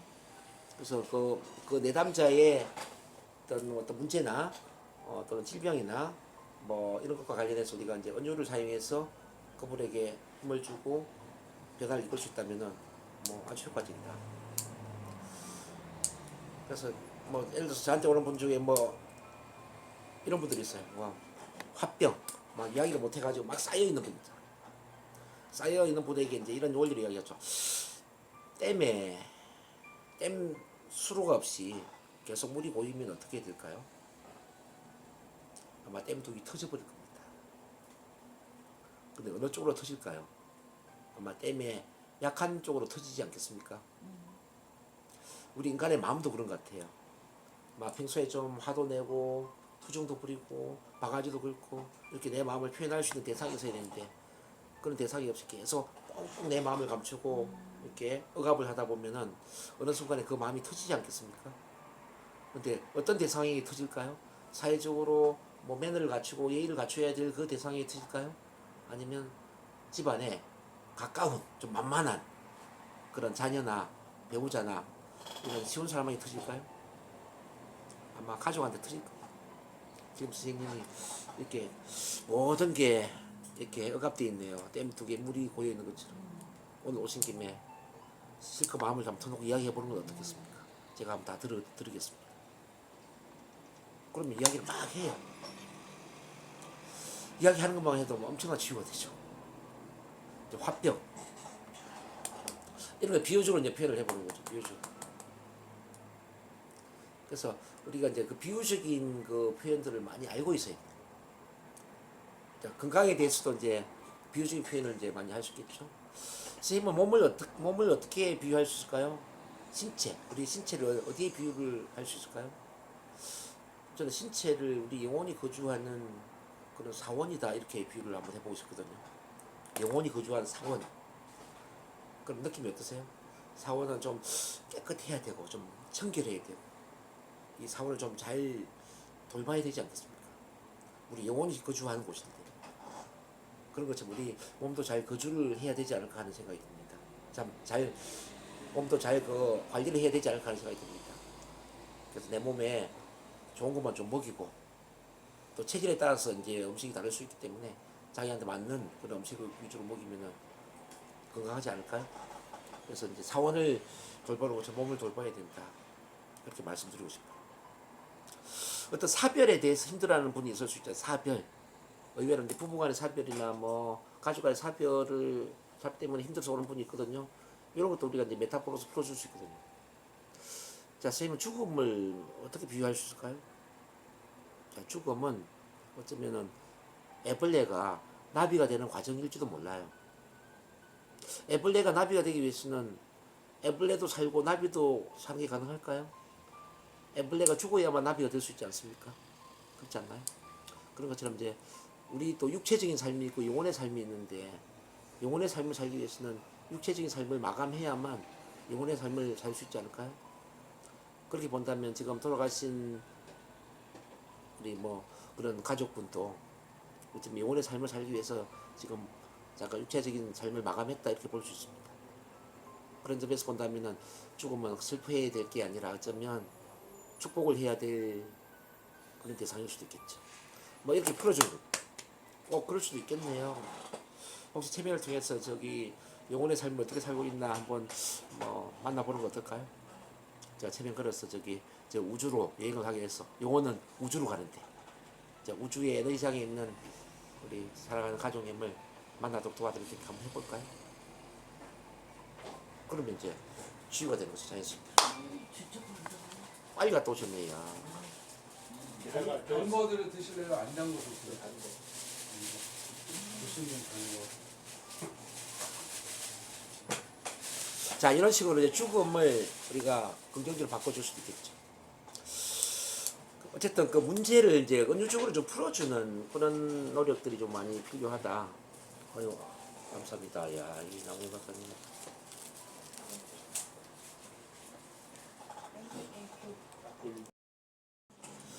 자, 18번 모든 것을 개인적으로 받아들인다. 이 개념도 굉장히 중요한데요. 이만 봐가지고는 뭐 무슨 말인지 이해를 못할 수 있어요. 근데 제가 설명하면 한번 쉬울 거예요. 자, 우리 무의식은 공백을 싫어하는 경향이 있어요. 공백을 자기만의 의견이나 자기만의 생각으로 채우고자 하는 경향이 있다는 거죠. 마치 우리가 웅덩이가 파여지면 물이 고이는 것처럼 옷장이 비면 새 옷장이 세우는 것처럼 어떤 빈 공백을 무의식은 좋아하지 않는다는 거죠. 그래서 예를 들어서 막연하게 누가 이야기를 해요. 그럼 막연한 것을 자기 개인적인 의미로 채우거나 해석을 하는 경향이 있죠. 우리 그래서 대중가요 가수로 보면은 뭐 좀 막연한 가사들이 많잖아요. 예를 들어서 옛날에 뭐 최희준의 하숙생이라는 가사를 보면은 인생은 뭐지? 나그네 길. 인생은 나그네 길 어디서 왔다 어디로 가는가 뭐 하는 가사가 있는데 그러면 이 인생이라는 게 막연하잖아요. 그럼 인생을 해석하는 그 개인적인 의미는 저도 다르고 우리 유성수 선생님 다르고 다 다를 거예요. 예? 그러니까 이제 인생이라는 이 포괄적인 의미를 자기만의 의견, 자기만의 견해로서 채우면서 해석을 해버리지. 그래서 우리가 포괄적으로 이야기한다는 이야기는 사람마다 자기가 해석할 수 있는 그 빈 공간을 제공하는 거죠. 그래서 우리 밀턴 모델에서 공부했을 때 밀턴 모델은 이 포괄적으로 이야기하는 거잖아요. 좀 애매모호하게 이야기하고 좀 막연하게 이야기하고 큰 덩어리로 이야기하다 보면 왠지 모르게 편안해지고 동의가 되고 합의가 되고 그런 거 경험하셨죠? 그래서 이제 그건 왜냐면 무의식이 이렇게 빈 공간을 싫어하고 자기만의 해석이나 견해를 하고자 하는 경향성을 갖고 있기 때문에 그래요. 그래서 이제 긍정적인 생각하게 만들 수 있는 좋은 방법은 긍정적인 말을 포괄적으로 해주는 거죠. 아, 여러분 잘 되실 거예요. 모든 인간은 성공할 자격이 있습니다. 그러니까 여러분들은 반드시 성공하죠. 아마 앞으로 좋은 일이 많이 있을 거예요. 근데 여기에 지금 구체적인 게 하나도 없거든요. 그럼에도 불구하고 지금 마음속에는 긍정적인 자기만의 그런 생각을 채워나가고 있을 거란 말입니다. 우리가 그래서 이제 그 치유를 할 때도 이런 긍정적인 말을 아주 밥 먹듯이 막연하게 막 해야 돼. 막연하게. 구체적으로 하지 말고. 선생님 잘 되실 겁니다. 저를 만나는 모든 사람도 잘 되거든요. 한국 공범님 말이잖아요. 저를 만나는 모든 사람들도 잘 되시거든요. 그리고 NLP를 만나는 순간 모든 게 잘 되게 돼 있어요. 근데 왜 그거를 무의식은 받아들이죠? 왜? 근데 그냥 그렇 해놓으니까 그렇더라는 거죠. 왜라고 그거를 설명하는 답은 없는 거죠. 나 빈 공간을 싫어한다? 왜? 그렇죠. 뭐 지금 이거 어떤 경험적인 경험적인 조언에 그렇죠. 뭐 그런 과정을 통해서 무의식은 이렇다는 거죠. 무의식은 자 이제 어떤 포괄적인 막연한 말을 할 때 자기만의 해석으로 그 공간을 채워 나가면서 해석이 다 틀리다는 거죠. 이거는 지금 세 분 앉아 있지만 보세요. 사랑은 눈물의 씨앗이라고 제가 이제 노래를 잘 부르는데 사랑이 뭐냐고 물으신다면 눈물의 씨앗이라고 말하겠어요. 그렇죠? 그럼 이 사랑이 어떤 사랑이냐는 좀 다르지 않겠습니까? 예를 들어 제가 질문해가 우리 약사님은 지금 이 사랑을 어떤 사랑이라고 생각하세요? 뭐 이렇게 질문할 수 있지 않습니까? 그럼 그 사랑과 우리 유상수 선생님 생각하는 사랑과 우리 또 남 박사님 생각하는 사랑이 틀릴 거단 말이에요. 개인적입니다. 그렇지 않습니까? 그러니까 그 생각이 다르다는 거죠. 다르게 해석한다는 거죠. 그런 점에서 이제 우리가 치유 변화를 일으킬 때도 긍정적인 단어를 막연하게 사용을 해야 된다는 거죠. 긍정적 IR을 만드는 막연한 어떤 그런 포괄적인 단어들, 이른바 사랑이라든지 용서라든지 또는 어떤 만남이라든지 이런 좋은 단어들이 있지 않습니까? 행복, 그죠? 그런 것들을 막연하게 사용해 주면 사람들은 그 단어와 관련된 자기만의 긍정적인 해석을 하고 긍정적인 그 상상을 하는 거예요. 체면 유도를 할 때도 같은 맥락인데 에릭슨 체면을 보면 뭐 구체적으로 체면을 유도하는 경우도 물론 있지만은 이제 단출할 때 이렇게 하죠. 넓은 바다를 상상해 봅니다. 과거에 가보았던 바다일 수도 있고 최근에 가보았던 바다일 수도 있습니다. 또는 영화나 텔레비전 속에서 보았던 아름다운 바다일지도 모르겠네요. 지금 이제 바다를 얘기하잖아요. 이제 바다가 막연하지 않습니까? 근데 이렇게 유도를 하면은 바다가 상상이 되는데 사람마다 같은 바다를 상상할까요? 다른 바다를 상상할까요? 다른 바다겠죠. 그런 거죠. 자, 자기만의 이렇게 이제 상상 능력이나 해석 능력이나 이건 사람마다 다 다르기 때문에 그런 걸 자유롭게 하게끔 풀어주는 거죠. 그리고 국차원이 300개고 다양하고 그런 거는 사람마다 체험이 다 틀리니까 그 다양한 체험을 머릿속에 상상하게끔 이끄는 몫은 우리죠. 네. 그래서 막연하게 유도하고 뭐 구체적으로 생각할 것은 여러분들이 선택하세요 이거죠. 그래서 무의식은 그런 걸 갖고 있다는 거죠. 개인적으로 받아들인다. 이게 이해되시나요? 자, 그 다음에 19번에 노력 최소화의 법칙. 자, 우리 무의식은 힘이 가장 적게 드는 쪽으로 행동을 하는 경향이 있어요. 네. 그러면 새로운 일이 힘이 적게 들까요? 많이 반복한 게 힘이 적게 들까요?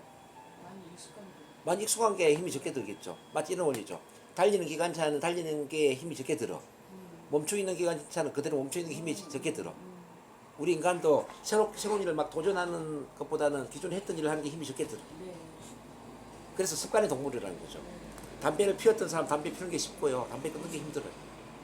운동을 계속했던 사람 운동하는 게 쉽고 운동 안 하는 게 힘들어. 자, 명상도 같은 거죠. 명상을 매일 하는 사람은 명상하는 게 쉽고 안 하는 게 힘들어요. 자, 이 원리를 잘 이해를 해야 돼요. 그래서 무의식 힘이 적게 드는 방향으로 가기 때문에 어떤 것을 힘이 적게 들도록 만들까? 그게 이제 우리가 무의식을 다루는 방법인데 바로 이제 패턴을 만드는 거예요. 패턴. 일단 패턴만 만들어지면 무의식은 그 패턴대로 따라가려고 하겠죠. 그 패턴을 만드는 게 21일 이상 집중 반복을 해서 만드는 것도 가능하고요. 근데 체면이나 NLP를 활용하면 패턴을 빨리 만들 수 있다는 거죠. 빠르게. 그러니까 마치 이런 거죠. 3분 스피치를 여기서 50번을 반복해 보는 거하고 머릿속에 상상 속에 3분 스피치를 50번 반복하는 거하고 어떤 게 효과적일까요? 나와서 실제로 하는 그렇게 생각을 해요, 사람들이. 네. 근데 사실은 상상 속에 50번 반복하기 훨씬 더 효과적이거든요. 그래요. 그럼요. 그러니까 상상 속에 연습하는 건 무의식에 바로 연결되는 패턴이고요. 자, 실제 나와서 해보는 건 의식적인 거잖아요. 의식은 무의식보다 훨씬 더 많은 반복이 필요하죠. 그래서 제대로 한번 그 체면 상태에서 미래의 성공한 상상을 한번 하는 게 그게 뭐 앞에 나와서 몇 번 훈련하는 것보다 훨씬 더 효과적이에요. 아 진짜요? 네. 야구 선수에 대해서 이런 연구가 있어요. 시뮬레이션 하는 게 세 팀을 나눠서 A팀은 한 달 동안 야구 연습을 열심히 시켰어요. B팀은 상상 속에서만 연습을 시켰어요.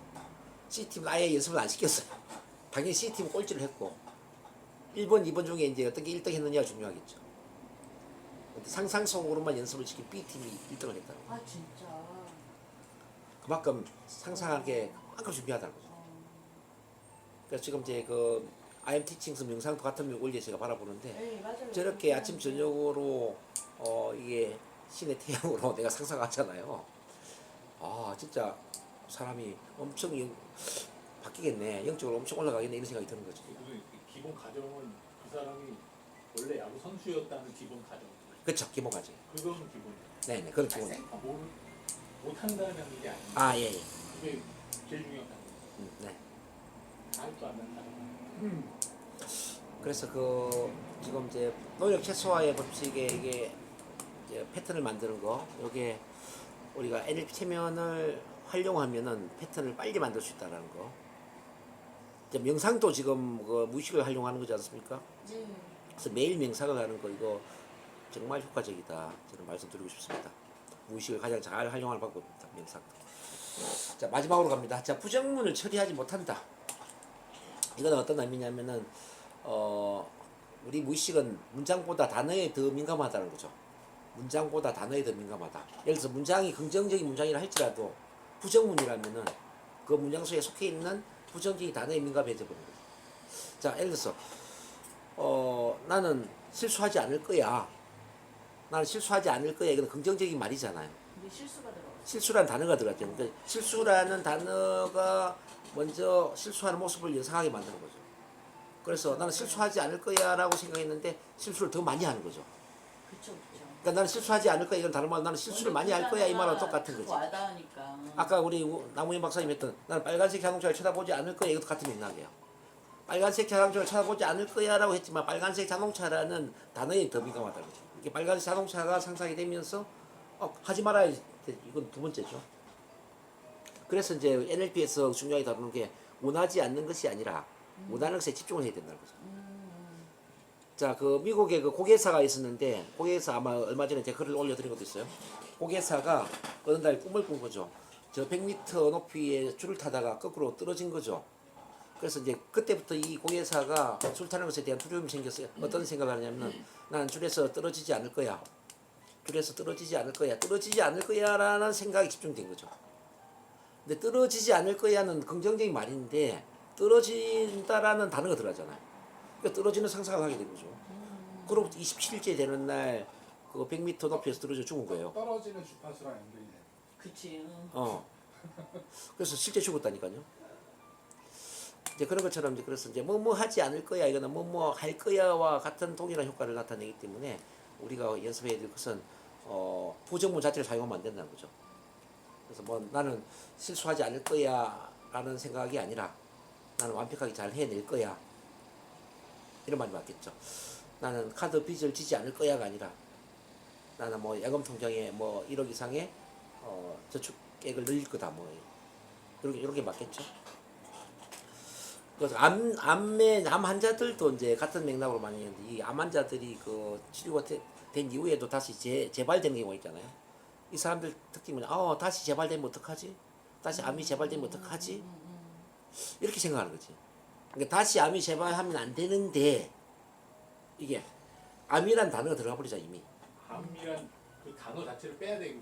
제발도 제발. 건강하고 나는 건강하고. 그렇죠. 활력 넘치는 삶을 산다. 그래서 암 단어를 없애버려야지. 암 단어를 그래서 그 병원에 가기 이전에는 생체했던 사람이 병원에 가는 순간 심해지는 경우들이 많이 있거든요. 병명이 딱 정해진. 그렇죠. 암 예를 들어서 뇌졸중 이런 병명 자체를 듣는 순간 이미 그게 집중이 돼버리는 거예요. 집착이 되는 거죠. 그래서 우리가 그 몸하지 않을 거야. 나는 완벽하게 건강한 사람이야. 우리가 그 IM 학원에서도 이제 그거 하잖아요. 네. 나는 완벽하게 건강한 사람입니다. 내 안에는 완벽한 건강 청사진이 있습니다. 자, 나는 건강한 몸을 타고났습니다. 뭐 이런 식으로 이제 자기 확인을 하거나 암시를 주었을 때 이제 거기에 무의식이 집중하게 되고 그러면서 이제 긍정적인 반응을 이끌어내겠죠. 여기까지 해서 이제 마무리합니다.